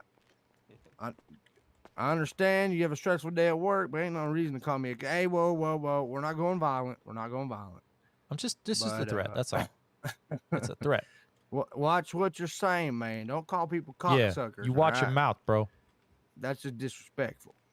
All right. See, Y'all have a see, great pa- day. Yeah, we out. It's these part-time staff we get, you know, they're quite disrespectful sometimes. Yeah, it's you're- all right. No worries. Yeah. You guys are great, but this guy here, he needs a Yeah, spanking. your seasonal staff Yeah. sucks. You guys need to stop hiring temps. Yeah. Shit, nobody wants a job anymore. Nobody wants to Same work. That's why facts. they, that's why they Big gotta get facts. it. See you, brother. Thanks, Doc. He said, see you soon. See you in 10 minutes. Oh, bro, I gotta tell you about last night. What happened last night? Oh, God. Do I even want to know? Yeah, Were you talking about the news? I saw the news last night. Yeah, buddy. Talk about fun. I had a lot of fun. Bro, you man. look like you was having some fun. Dude, a serpentine. Wait, am I saying that right? Yeah, I think so. Serpentine runs? Yeah. Serpentine. Serpentine. I've always known it as serpentine. That's what I thought. Okay. Yeah, dude. That serpentine works against that taser, brother. I was so in shock that you would just like run 5 feet and then boom, hard right, and then stop. Like on a dime, you would just stop running and they would run past you. And then you'd hear the doof, doof, doof. They just taser in the air, bro. Unreal. Bro, I was like, oh, almost. Try again. Oh, no, try it again. Oh, come on, man. You need practice. Come on, try again. One more time. I feel He like literally- after like the 4th or 5th miss, that's when you were like, oh shit, I'm about to have fun with this. Yeah, dude. No, it was actually probably the second miss that I knew. No, and don't get me wrong, like he was close. It was just my moves were so sharp. Oh, that- you killed it, man. Like he was shooting air. That's all that was. I know, and obviously the strength makes a difference to how fast you get back up from a tase. And also, Wait, how what do you badly- mean? Wait, what do you mean?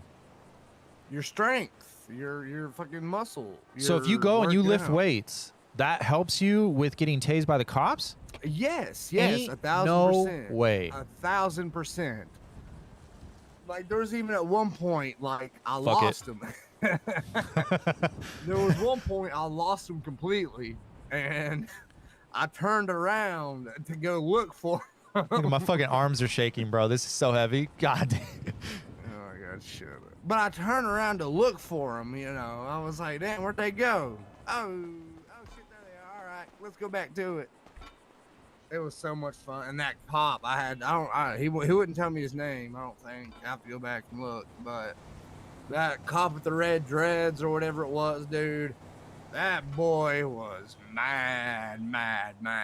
Not Matt, even was he fun. mad that he didn't get the conviction on you guys, or was he mad that he had to let you go? Like what was his deal? Why was he so Bro, angry? he was just a dick from the rip. I have no idea. He blocked me from even being able to pull out, which is against the rules because he didn't have nothing against me.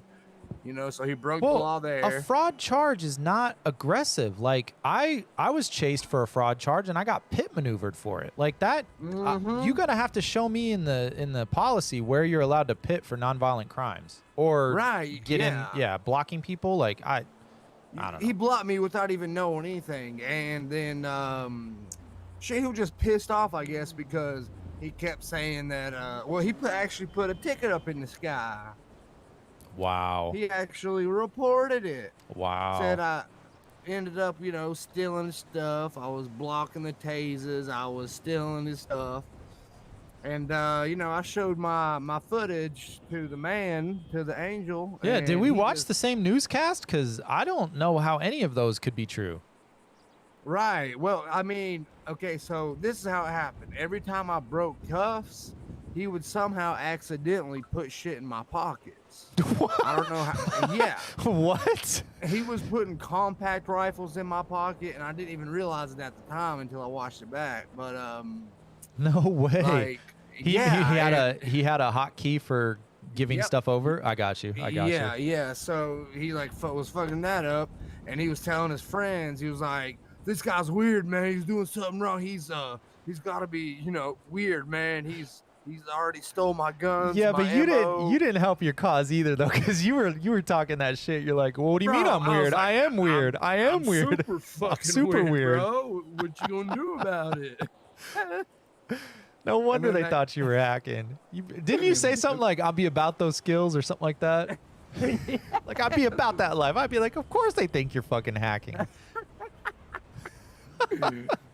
But the angel was laughing with me, like we had a heart to heart, and he was dying laughing about it. He was like, "Bro, I could watch this 1,000,000 times." I have to admit, that was probably the funniest Channel 5 news I've seen in a while.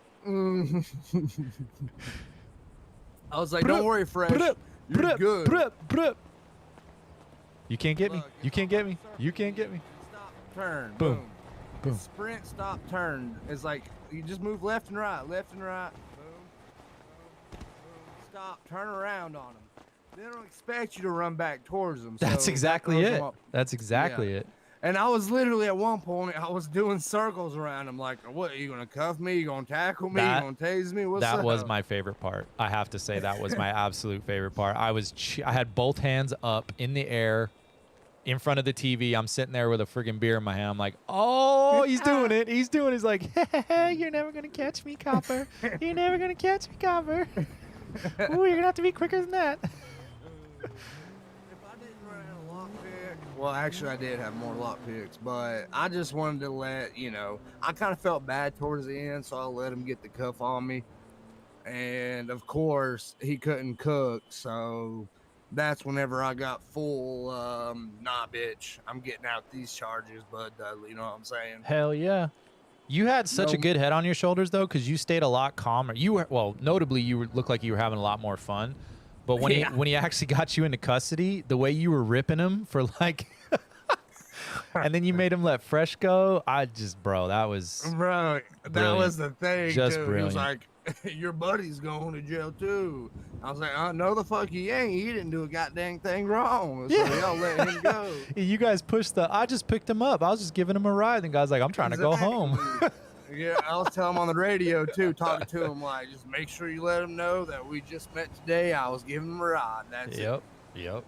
And I kept saying, don't worry, I got you. Don't worry, I got you. Don't run. Just chill there in them cuffs. And he stayed. He really did. He stayed at the He back of the did. car the whole time. Yep. So, Trust and then loyalty guess what? right there. Charges drop, baby. And Hunter wouldn't Be even like, talk oh, to me, hacker, bro. Hunter weird wouldn't even AI ain't fucking got shit on me. speak. Like, I don't know if he was embarrassed that he couldn't get me to, or if he already knew that I had him dead to rights. But yeah, Honestly, I think that's a part of it. I think there has to be a level of embarrassment there. yeah, he Because acted you like broke like what, 3 or 4 cuffs? 5. 5 total? Yep. Damn. 5 Uh, cuffs. 6 They probably women. launched 20, 25 tasers at you Dude, 4 cops total were chasing me. on foot. We should say on foot. On foot, yeah. And even after I waited on them, and like they knew I waited on them too. So why'd you wait around the corner for us? Well, I mean, I guess you guys seem tired, so I was just giving y'all a chance to catch up. That's why they hated that's the saltiness right Bro. there. Oh my god! They hated that. Later on, I saw him, and I was like, "Hey, if you guys need some police training, you can hire me anytime. Ain't no and way. I'll help you all out." Just run around and be hysterical and let them try to tase you as like a moving target. Like, yeah, you can rent Bud Duddley out, $500 an hour. Hell yeah, that's what I'm talking about. No, 500 a minute. 5,000 per tase. There we go. And the funny part too was they didn't want to admit like why they had to drop charges. And They explained it to just- you? Yeah. So apparently, he didn't watch all the Channel 5 news, douchebag. Oh man, I'm mad now. No, it dropped. It dropped. Oh yeah, shit. Fucking. Yeah, your dang it. stream cut out at one of the best parts. No. Okay, so he said it's because their systems were down and he couldn't finish writing the report. So I was free to go. And I was like, yeah, bullshit, motherfucker. Yeah, no. I know I'm free to go because A, you are shit ass officer. B, you didn't read my Miranda rights. Just like saying, the bullshit. That's So it was- see, and I don't like that. If you catch me, like when the cop caught me at the track behind us here, I told him that was a good tase and a good pit. Even if I didn't agree with it, I was trying to give him some pasta. I do not understand why the cops can't admit when they fuck up. I know. Honestly, I know. like it That's happens, so and I get annoying. it. But like I'm going free, so I'm not going to be mad about it. Just pay your Right. cover charge, man. Just tell us you screwed it up. I know, yeah. And once I said that shit about the Miranda, like, he would not talk to me on the way to jail. I was like, bro, I'm trying to throw you these al dente noodles, and you're fucking throwing them in the trash. What the fuck is wrong with you? He just didn't He's want it, like, bro. He was like, "Sir, I'm just here to take you to jail. I don't have to respond." No, to you." he I he was said that's like, not my job. Right. That's And I was not like, my "Oh, job, bro. your Shut job's up. I was like, your job's being a punk bitch then. So fuck you. I was like, I promise you I'm getting out of this shit. That's when I said that. And he was like, no, you're not. You got this charge, that charge, this charge. I was like, all right, we'll see, buddy. Oh, Fuck, and he tried to brilliant. say that he didn't have to read me my Miranda rights. Since when? Since when? He was like, I didn't question you. I was like, the fuck you didn't question me. And that's not even what Miranda rights are for. That's as soon as You have to somebody. Mirandize somebody before you start questioning. If you question somebody before you Mirandize them, everything that gets said past that point gets thrown out in court. Exactly. And you have to Mirandize them regardless. As soon as you arrest them, you have to read them their Miranda rights. Correct. You have the right to remain silent. You have the right to an attorney, blah, blah, blah, you know. Like, that's just basic fucking common knowledge. Yeah, you have a right to a pony and a phone call when you get to the jail. And like 5 blowjobs, a few grilled cheese sandwiches. And a meeting with Stab. Yeah, well, Oh. a meeting with staff apparently. I got a quick question for you. Have we figured out where we can get a knife in here yet? Like, if I wanted a switchblade of some kind, can we find that? Do we know where I've that's at? actually no, I have not. I really want one. I do too. I think it'd make a nice. It might make a nice welcome gift too. Like, Ain't hey- no way they took my motherfucking wrench. Oh, the wrench.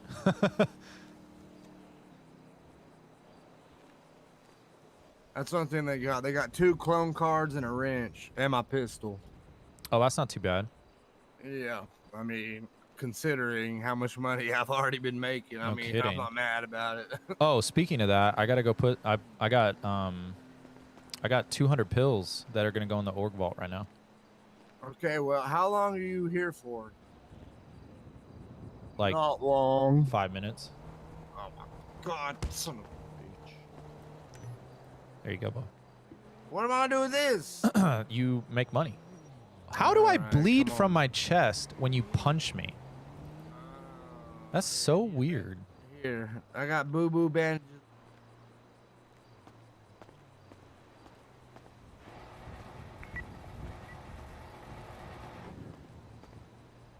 I got boo-boo bandages for you. I got some too. It says it won't last long though. Says on what? It says it won't last long. Actually says that. Yeah, that's a new one. The prompt says that you're applying bandages, but that it won't last long. I've never seen that before.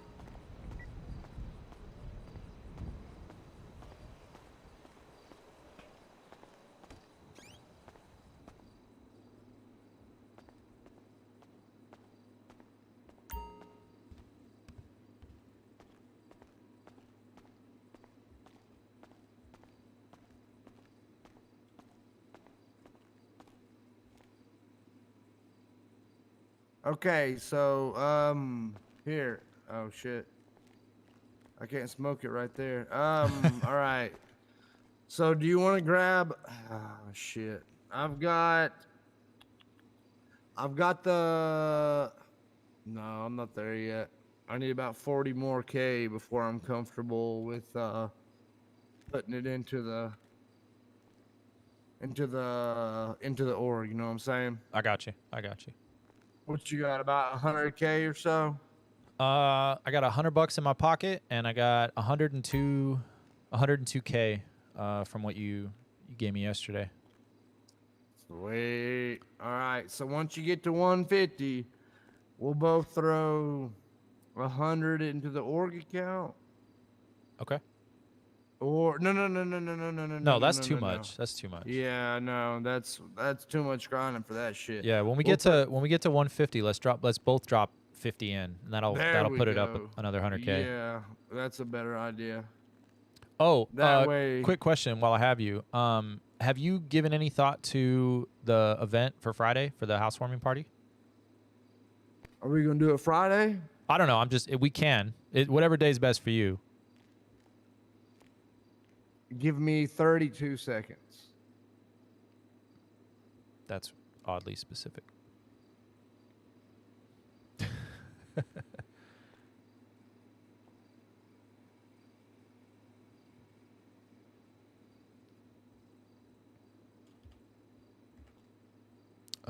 Let's see what we got going on here. All right, I gave him all the drugs, so we're good.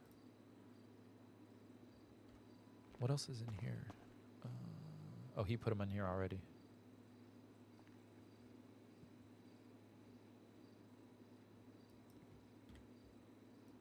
Okay, so yeah, Friday sounds good.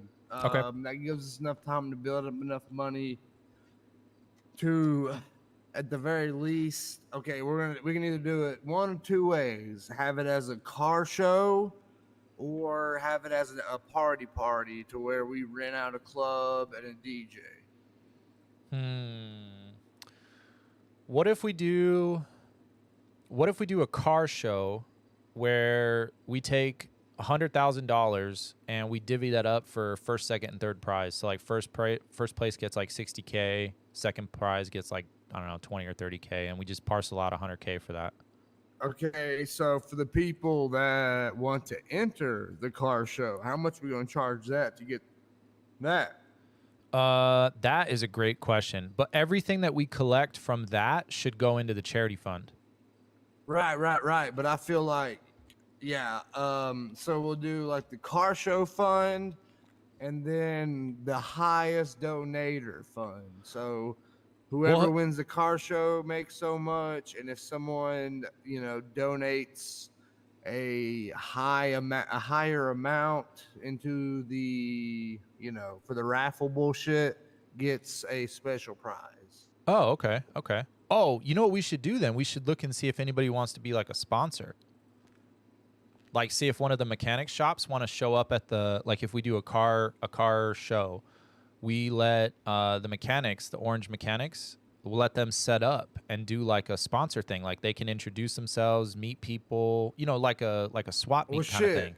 Shit, we already got 8198, baby. That's we got what I'm Orange saying. Gang, like they could be, yeah. So they could come out here actually- and like advertise their service in the parking lot. We could have like a food truck come out, and then whoever wins the best car, they get the money. That's just done and done. But then we could announce the charity that we're going to be donating the money to. Right, yeah, 1,000%. So we're just handing out $100K in cash for the cars, and then we're donating to charity, and then that's a good event right there. Yeah. Wow. So I'm thinking to enter the car show should be. Wait. So what's the prize for the car? The winner? We'll say what, $60K? Okay. However, we can break $100,000 into three, where it makes sense. Perfect. Okay, so then the people that log into the car show have to pay $1,000 to $5,000. I think $5,000. $5,000 if you want to be in the car show, and then like we'll say like $1,000. $1,000 for the raffle. Yeah, $1,000 for the raffle, and $5,000 if you want to show your car. Okay, so we'll have to have somebody else with us too to be at the door and be able to like tell us the radio, the name of the person, and we'll make the ticket number per person, per name. You know what I'm saying? Oh, I got you. So instead of like adding extra script, we just I need a car so I can win. So John, get a car. Come in. Hurry up. Bought this number. You got a week. So he bought number 1, number 2, number 3, number 4, number 5, blah, blah, blah. And then, the person at the door have to say, the highest donator also gets a special prize. And then we'll write down who is the highest donator, speak over radio, contact the whole time. That'd be cool. And then I've got this app on my phone to where we can do a random number generator. Sweet. And that way we could it would just be a fair, for if 100 people, 100 raffle tickets, whatever, then boom, boom, boom, whatever number it picks, they're the winner. That's perfect. I love it. Yeah. So. I love Any that idea. any Yeah. idea what charity we want to do? Do we want to do this to the cops first, or actually, you know what? We should do EMS first. I feel like if we come out and we're like, "Oh, let's give money to the cops," they're gonna be like, "Fuck these guys." EMS first. EMS first. And then cops second. All right, that works. But we're only going to give off the rip. Well, we'll do a little math depending on how much we make. Because we got to add into, you know, how much we're going to give away. Yeah. So if only 10 people show up, and you know, that either be 50,000 if they all did the car show, or you know, 10,000 if they're just for raffle tickets. Okay. Do you want a price match? Like if we get, let's say, I don't know, $20,000 in the charity, do we want to price match any part of that to like get people to give more? Like for every dollar you donate, we'll donate $1 kind of a thing? Yes. That's a great idea. I love it. We'll match the dollar. And match the dollar. That's what I was thinking of. Thank you. Actually not do it. Because we don't actually have the money to do what we say we're doing right now. Because fuck the people. No, I know by the time Friday comes around, we'll grind out that much money. Shit, I found out how much money we can make in one day. Bro, we'll be at like $1 million by Friday if you keep having the days you're having. The days you're having. I need you with me. I need you with me. Are we sword fighting? Yes. Wait, hold on. Let me pull up my sword. Shing, shing, shing.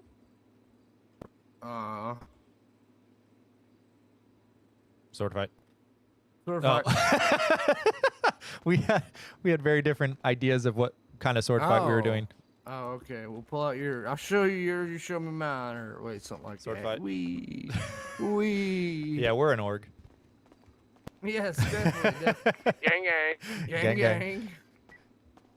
All right. So what's your plan for a bit?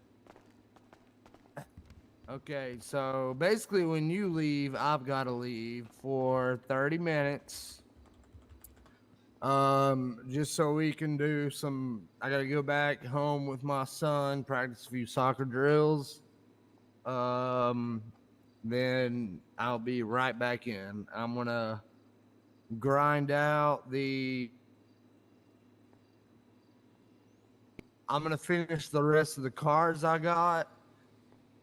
And then sell drugs. I'm gonna try to. Actually, this time around, I might just fucking sell them myself, just so we can get the pure profit from it. And oh my God, did you also? By the way, did you see that in the middle of me running from the cops, I got that call from Carter? Yes. Yeah. Not now. Not now, Carter. I was like, hold on, bro. I'm running from the cops trying to tase me. I'll call you right back. Anyway, yeah, I'm going to probably grind out at least 50 of them myself so we can get the pure profit from that. And then maybe 150 to an org or to orange, you know? Uh-huh. And go from there. Well, 200 on the street is going to give us a lot of money, way more than the wholesale would. But I just worried about you getting picked up. I mean, not that no, hold on. Let me start this over. You're not going to get picked up, but I'm worried that if you have all those drugs on you and you get picked up, then we lose all the street value of the drugs. You know what I'm saying?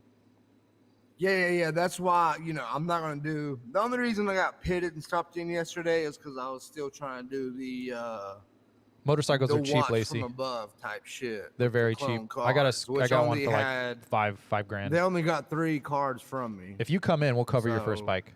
That's no worries. So I won't be that stupid about it again. But I'm not saying you were stupid about it.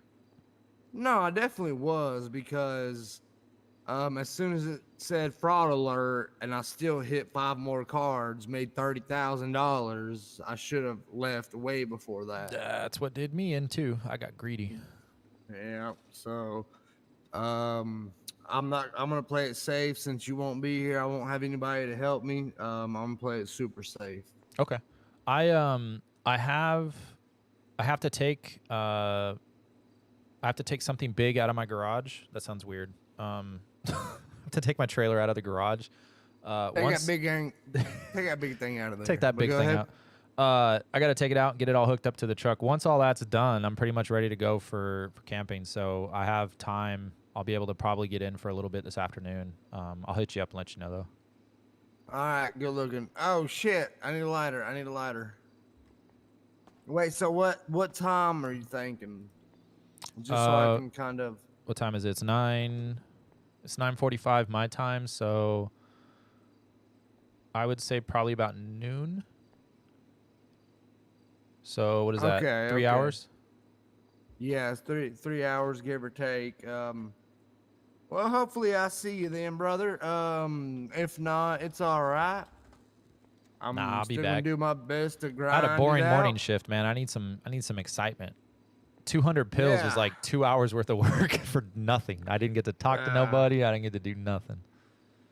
That's the worst part about grinding is the boringness. Amen. But it's free grind because what I like about the Exactly. drugs is we don't have to put up money to get the supplies for it. You just go in there and sacrifice the time, and then it's pure profit. So I'm actually Right, really happy yeah. you're going to sell these on the street because we'll get more money for it.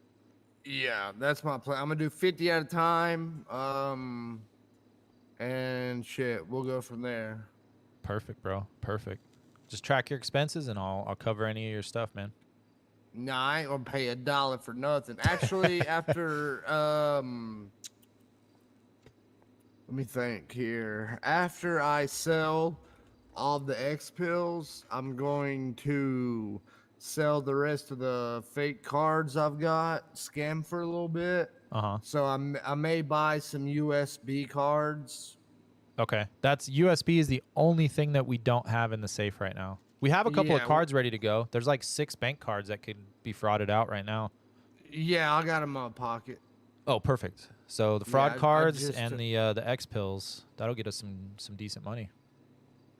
Yeah, so yeah, we'll work on that. I mean, I'll work on that. I appreciate you grinding your ass off to get all this X together. So, you know Easy day, what? brother. Easy day. Yes, sir. Yes, sir. So I might actually check out the the payphone shit too. See how it's looking. Okay. Well, we have a payphone. I know you saw that right outside by the graffiti that I have on the wall. We have a payphone right at our Yes, spot, it's which is beautiful. amazing. Beautiful. All right, we need to take a picture. We need to actually, on the agenda for when you get back, we need to make a yellow outfit for Yep. both of us. Yep, 100%. Not. It don't have to be identical, but just whatever we like, yellow. 100%. 100%. So that'll be the very first thing on our agenda as soon as you get back. And Actually, boom, bingo, bingo. I might need you to take me to the doctor, like right now. now. Let's go. This chest injury is getting worse. I'm at like 90%.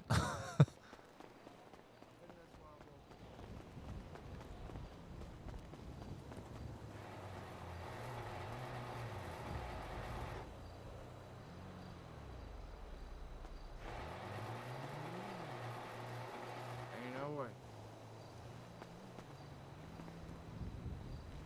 Bob and weave, Dudley.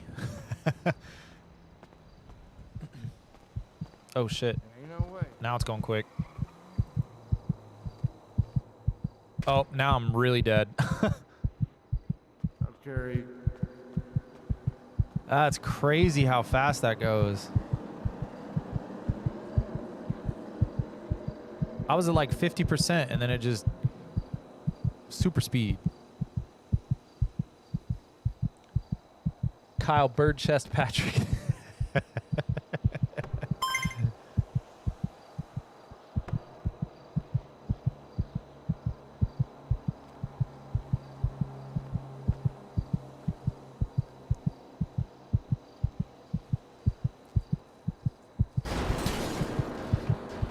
What is happening? Oh my God. What dude, happened? Come on.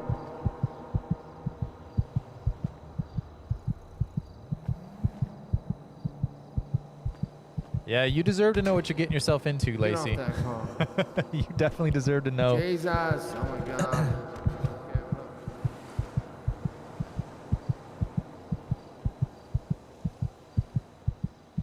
Did some bullshit. You punched like a bitch, bud. Yeah, well, you fought like a bitch.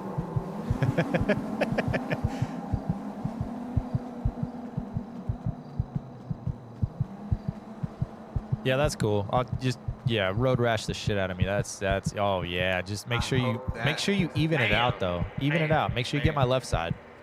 Ooh, Minaj is calling me. Hold up. Actually, about to... Ain't no way you taking a phone call right now. Take me to the hospital, Bud Duddley. Hey, give me 2 seconds. I'll call you right back. Alrighty. All right, Pace. She said, "All right, bud. All right." What's she up to? bud." What's she up to today? She about to be into or inside. Wait, hold on.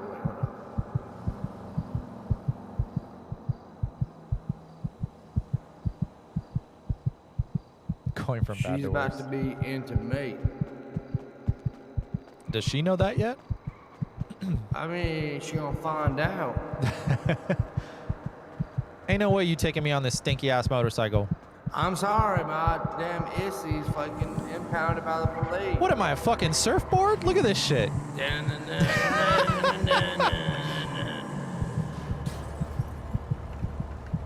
My folks live down in San Diego. There's a bunch of scooter guys that they put surfboard holders on the side of their scooter and they ride the scooter down to the beach because the parking's better. I literally feel like your surfboard right now. Oh my God, that's so cool. I'm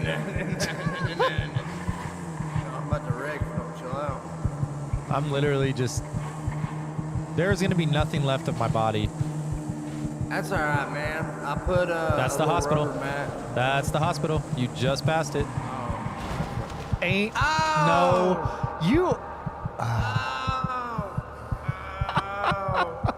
Ow! Ouch! Sorry, that was all my fault, brother. You all right? Yeah, Headed to the yeah. hospital. No, yeah, we're right beside it. We're on the way now. All right. I'll All see you right. there. I'll check on you when I get there. Thank you, brother. That couldn't have gone worse. That could not have gone worse. I was like, just take this quick U-turn. Bam! Is that his personal vehicle?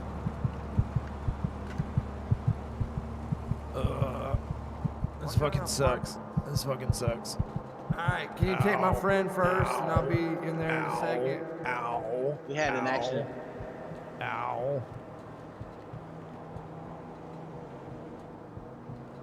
All right, thank you. Hold on.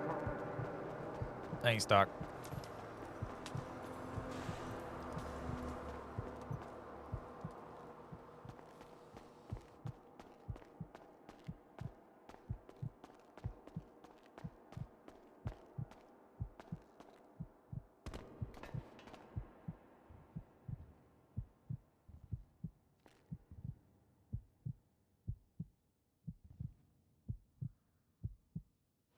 Come on. 2, 3, 4, 5, 6, 7, 8. Staying alive. Staying alive. Some morphine. Oh yeah, give me all that morphine. 30 milligrams, my man. Oh yeah. I pulled out right in front of EMS. Oh. Yeah, buddy. Throw some bandages on you, man. Jump in. Kind of chill a little bit. Tempo.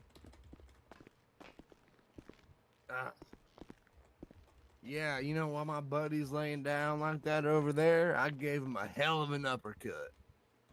Damn. I got them hands, brother. You really do.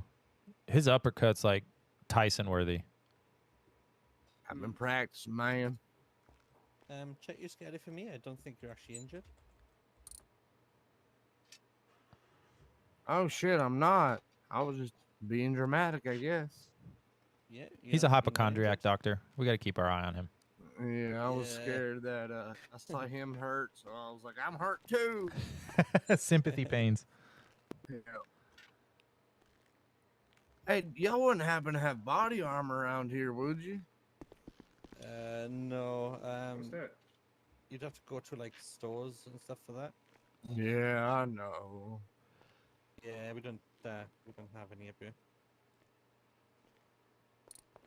It was worth a Dysfunction shot. at its finest. Yeah, no. You'll fit right in. Yeah, another bandage real quick, buddy. Let's take Bro, care do of you it. have my mom tattooed on your arm?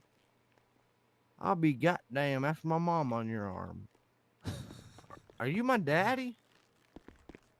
No, Holy no. shit, I can see the resemblance. Oh, How? Tell perfect. me we don't look like twins. You don't look like twins. He has way better hair than you. Bro, hey, Dad, He's running away. Dad.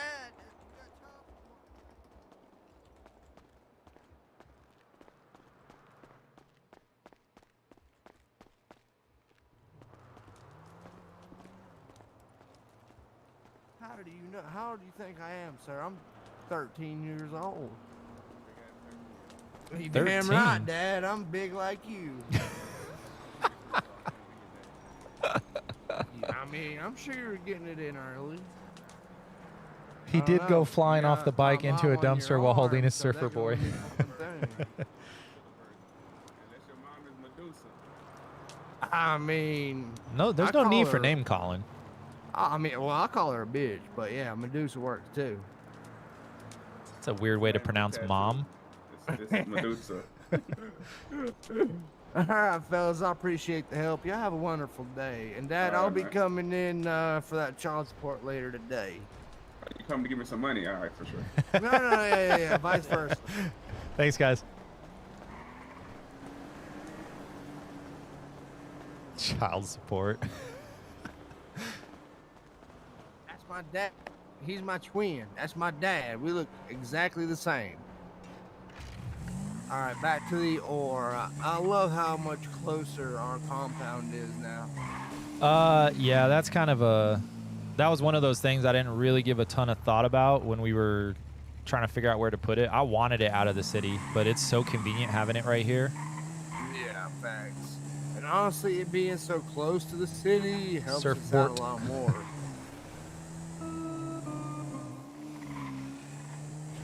I've been promoted Bitch, to ain't no fucking way. Ain't Bud no Duddley's. fucking way. What's going on? What are you doing? What are you I'm doing? getting fucking chased by the cops, dude. You did not. You literally. Wait, what is are happening? Why are we getting blind. chased? I don't fucking know. What do you have on you? The clone cards. Oh, that's not that bad. Hey, show 3 dudes, bro. Hello, sir. Pull over. Oh, hell no. Here we fucking go, bud. Damn it, cow. Here we fucking go. Damn it, cow. We got two Find on us us. a mountain. Find us a mountain. We need a mountain. We need a mountain. You want me to? Okay, I got you. Bro! Wow! Seriously? How the fuck are you gonna ram me, dude? Wait, sir, why am I being detained? Because I just ran from him. That's insane. I didn't run from you. I was sitting on the back of a You bike. were on a bike. You being detained, brother. You're not under arrest. Oh, okay. You guys literally slammed my bike.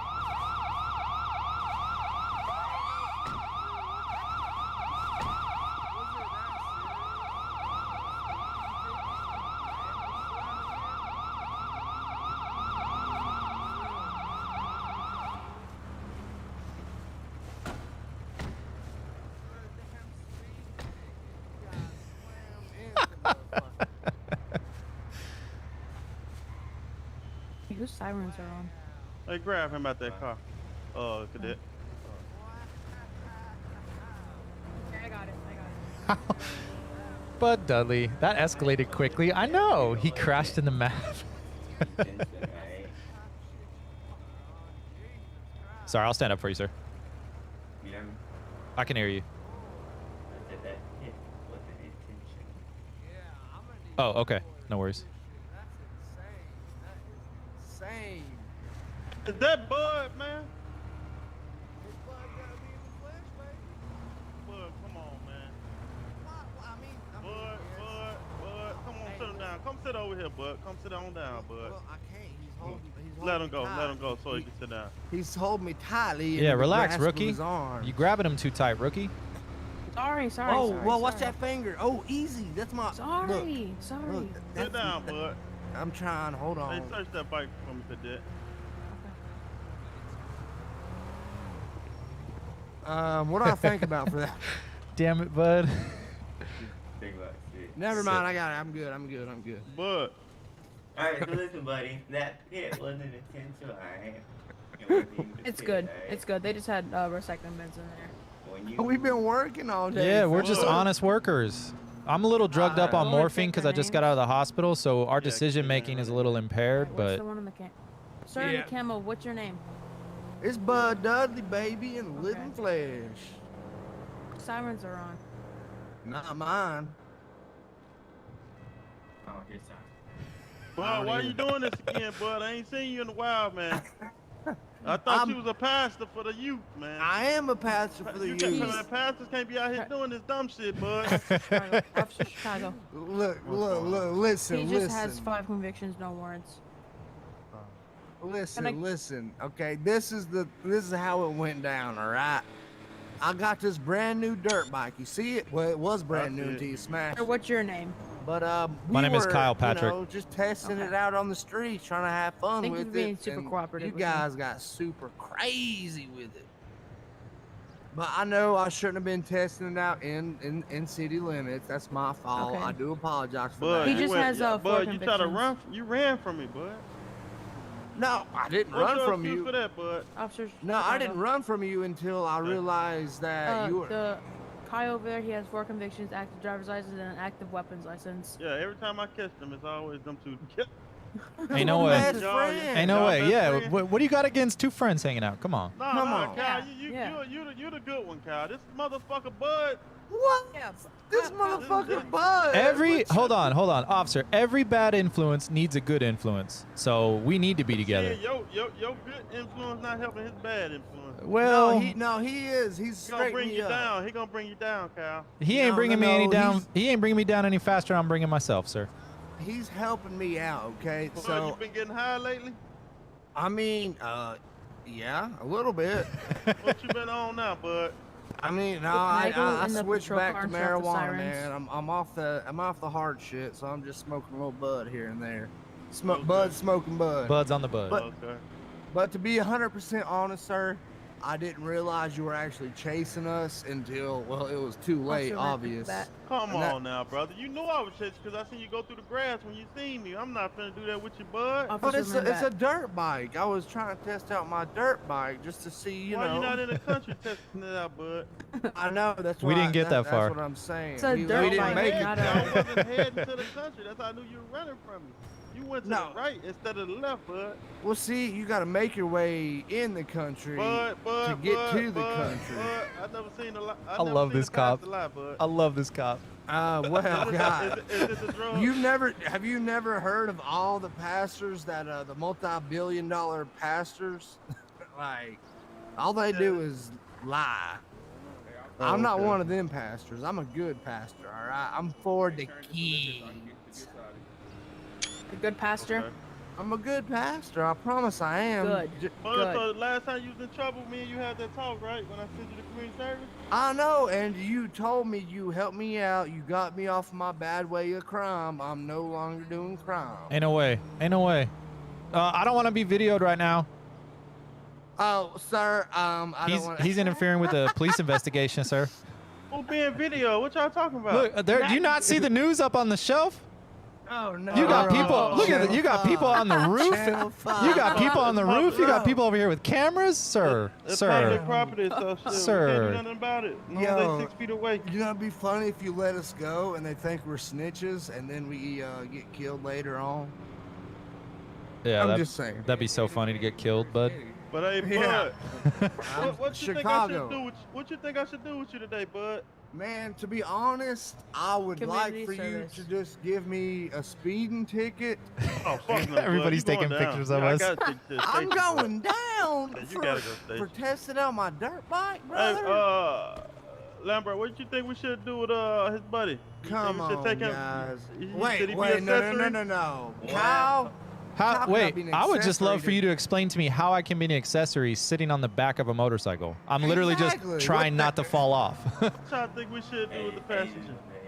Cause he didn't, cause he didn't put his hands up saying he trying to get away.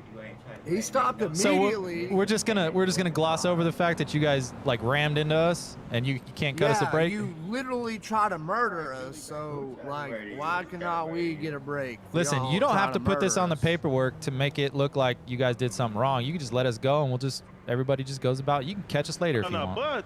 Bud taking the ride. Well, Nah, you're for gonna take what? a ride as well then. All right. What are we going to do with Kyle here? Bud, you got anything? Guys, on stand Bud? up. Yes, sir. Stand up, Kyle. You got anything on your public safety staff you think you leave? No, sir, I do not. I do have a weapons license on me, and I am armed, but it's covered under my license, sir. So you been hitting the man? I see that. I'm gonna search you, and if I find anything illegal. Wait, Officer Lambert, can I search him? I consent to a search. That's fine. What do you mean? I'm not Alright, good. taking Can I search him? Cards, bro. You got chrome cards on you. Yeah, somebody gave me those. They said that I could use them to make my own debit account. How is that against the law? Bud, come on, man. We ain't gonna do this, Bud. You ain't helping yourself by doing that. Man, All right. victim now. I'm Took not weapons victim. license. I mean, I did what I did. You want to explain to me why you have 7 lockpicks on you? Oh, I lock myself out of my car all the time. Okay. I do see the weapon. If he got anything illegal on him, man, that's He that's has up a to y'all. weapons Y'all- license and he does have his gun. So why you got them locked? He does have Yeah, a them bat lock- and spray. Okay, first them of all, lockpicks are because look legal, who my so partner it's is. up to y'all. Bud Duddley locks me out of the house all the fucking time. So I'm just 7 tired of getting. lockpicks. Yeah, you could take him if you want. That's fine. I'm taking, I don't need 'em. No, they been- I'm they taking been- 5 of them. Bye, Bud. He does have a joint on him. If it's not for more than 40, Okay. Weed's not legal in California. feel what? One blunt is not legal in California. I said if you got more than 4, it's not. Yeah, I only got one. Got 2. Oh, I have 2. Oh, dang! If You I'd have have known 2. that, I would have smoked it. 2 plus 2 equals what? 2 plus 2 equals. 4. Damn, you guys are smart. Say it. Yeah. Say it. 4. Cuatro. Bingo, you're going to jail. What? Muy bien, muy You bien. admitted to having 4. You got me to admit it for your own charge. That's I don't soft. know what. He has a bat and spray. That's You want to take those lockpicks? Wait, what part of these are illegal? I can't You go to can't baseball? have You can't more have than 7 two. You lockpicks. can't You only have No, 2. that's fine. The lockpicks I'm cool with, but the spray and the bat, you can't have those? Good, bro. Nah, the spray and bat is good. What was that even used for? What you use that for? Yeah. Well, I'm demolition and renovation. I knock down the walls with the bat, and then I fix them and spray paint them so they look all nice, and then I sell them. Are you a mechanic? How are you supposed to knock down a wall? Why would a with metal mechanic? bat? Well, I mean, people use sledgehammers. I'm just not Ah. rich enough to afford a sledgehammer. I'm an Okay. apprentice in the demolition industry, so Gotcha. we take all of our extra stuff over to the recycle and we process that stuff out. You can check all my paperwork. All right. Did you take what you needed? I did take 5 lockpicks. Wait. What'd you say? Take 5 lockpicks. Did it take 5 lockpicks? No, I'm saying you take 5 lockpicks. Okay. You don't need to take anything else? Nah, everything else. Okay. I'm just gonna go ahead and take 5 lockpicks off for you, okay? Okay.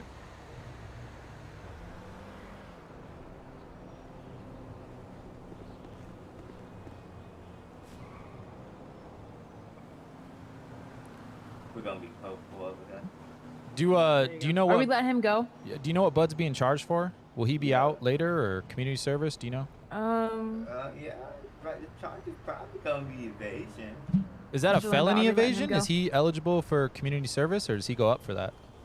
I think he's probably gonna be community service. I don't know, depends. Okay. Letting him go. Yeah, we let. I'm gonna go ahead and uncuff you, okay? Okay.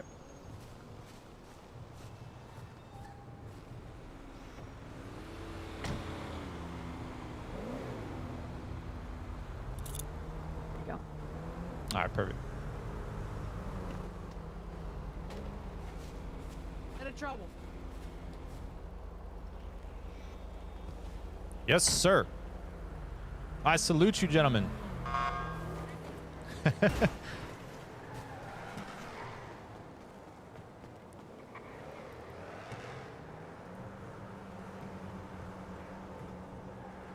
Bud. Bud.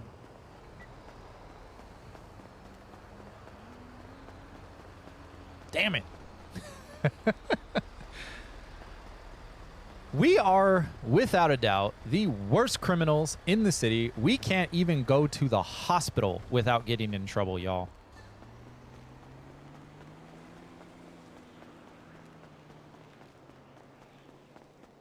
Man, I reckon.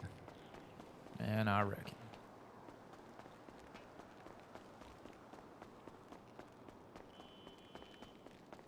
All right, I'm going to go over to where the community service pops him out, and then hopefully... Let me see. Let me get a car out here.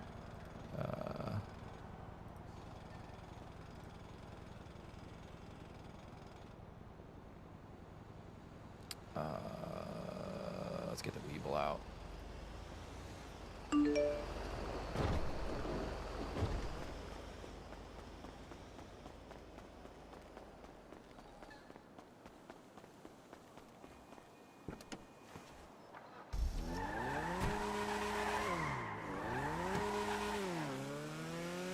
Thanks for flying with us. Have a great day.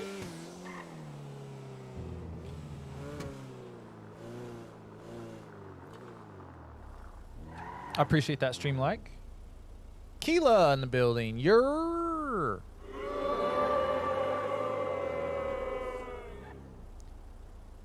What's up, Keela? What did I just do? I put my seatbelt on. I need to get out. There we go. Where is my Bud Duddley? Bud, I'm here for you, brother.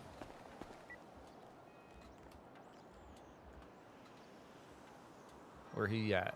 He's gonna pop up here whenever they send him up for it, but you're what up, Keela?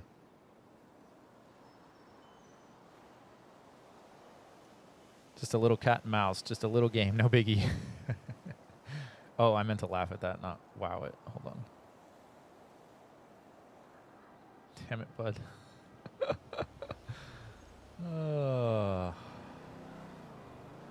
What are we gonna do? What are we gonna do? Bud freaking Duddley.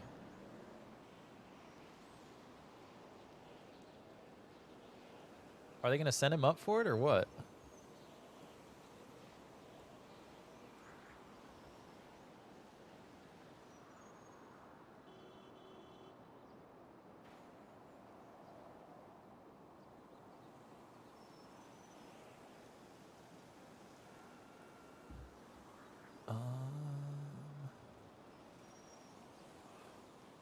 There's a cop over there. That way. I see you over there.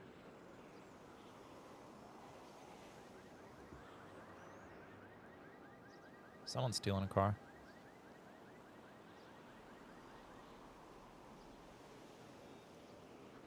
I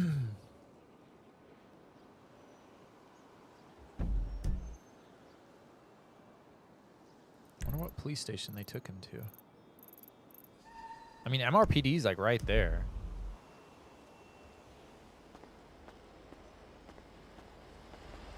Go.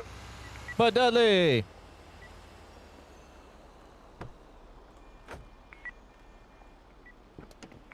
Where are you, bro?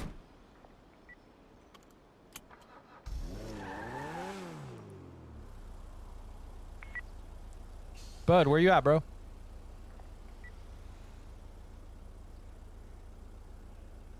Oh, it's good, Kilo. Just trying to keep Bud out of trouble. It's a hard thing. We just got chased by the cops for nothing.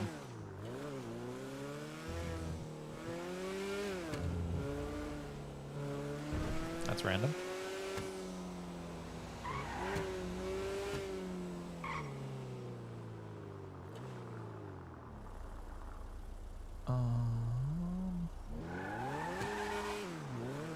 Where is he?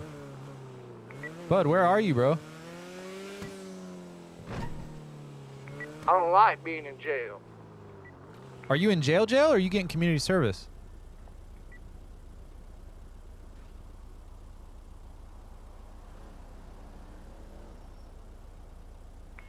Keep your head up, bud. I'm outside for you. Just let me know where you're at so I can be outside waiting for you.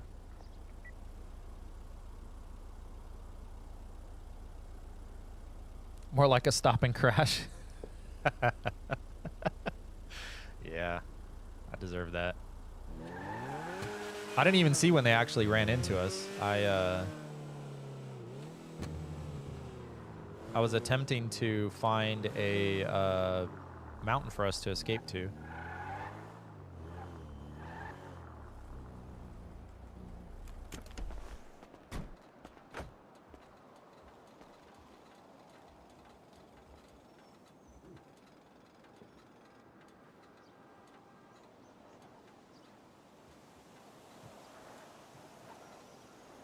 I'm here for you, Bud Duddley. I won't sign off until you're out.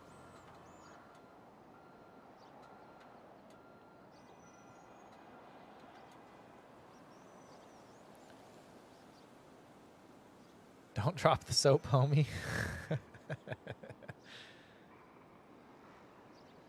Kyle had a map in his face, shielded you from the failure.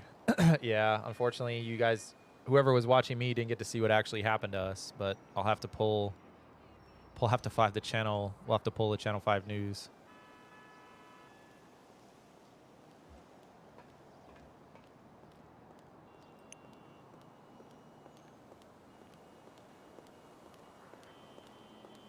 Man, fuck this shit. I hate jail. What jail you at?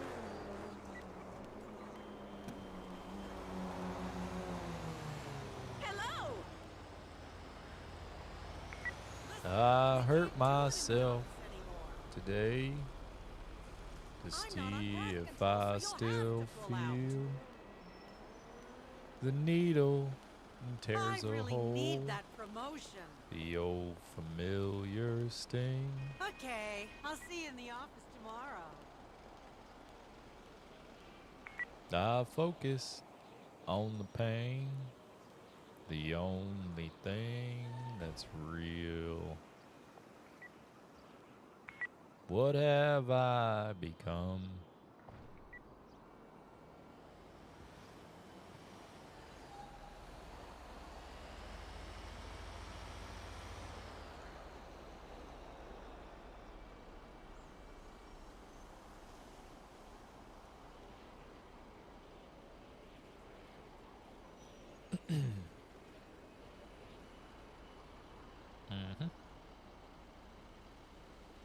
Just hanging around.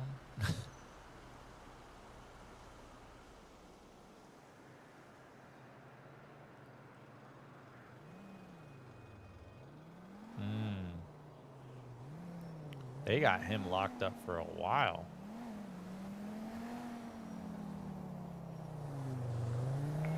Bro, they better be giving you time served or you drop the soap. One of two things is happening right now. I hope you're okay.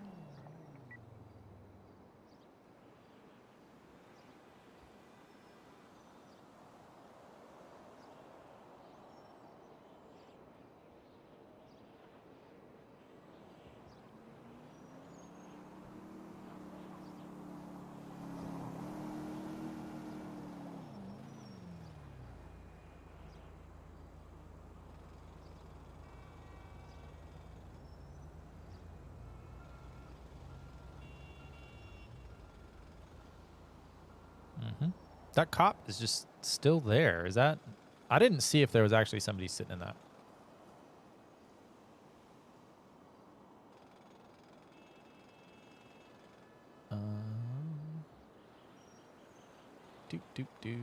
There is nothing going on.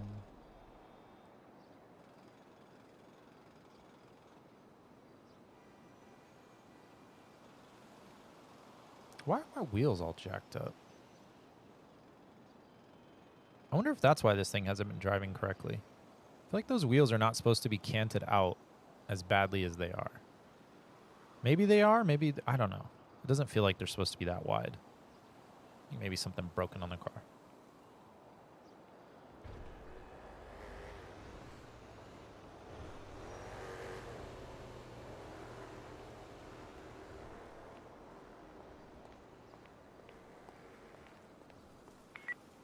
Bud, how you living, dog?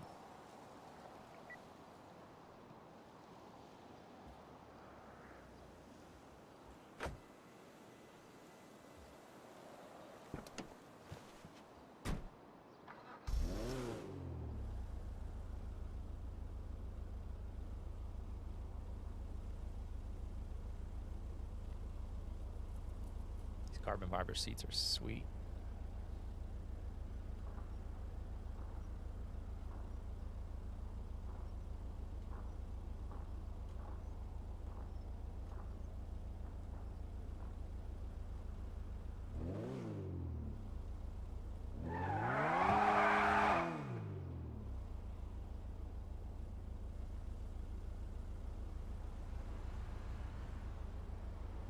Where the hell did they take him?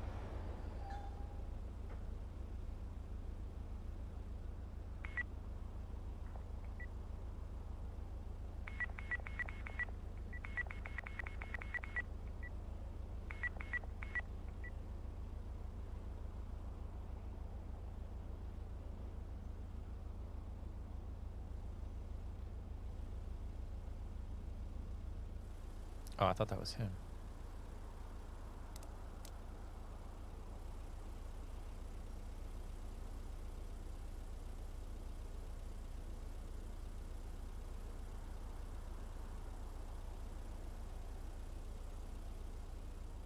Fuck you.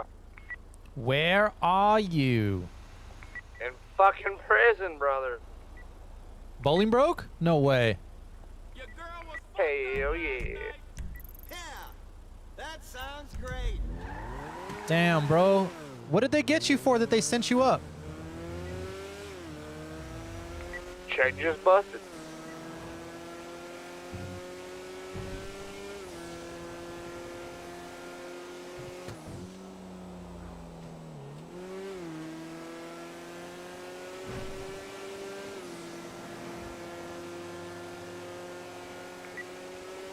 You didn't have 200 pills on you by chance, did you, when you got arrested?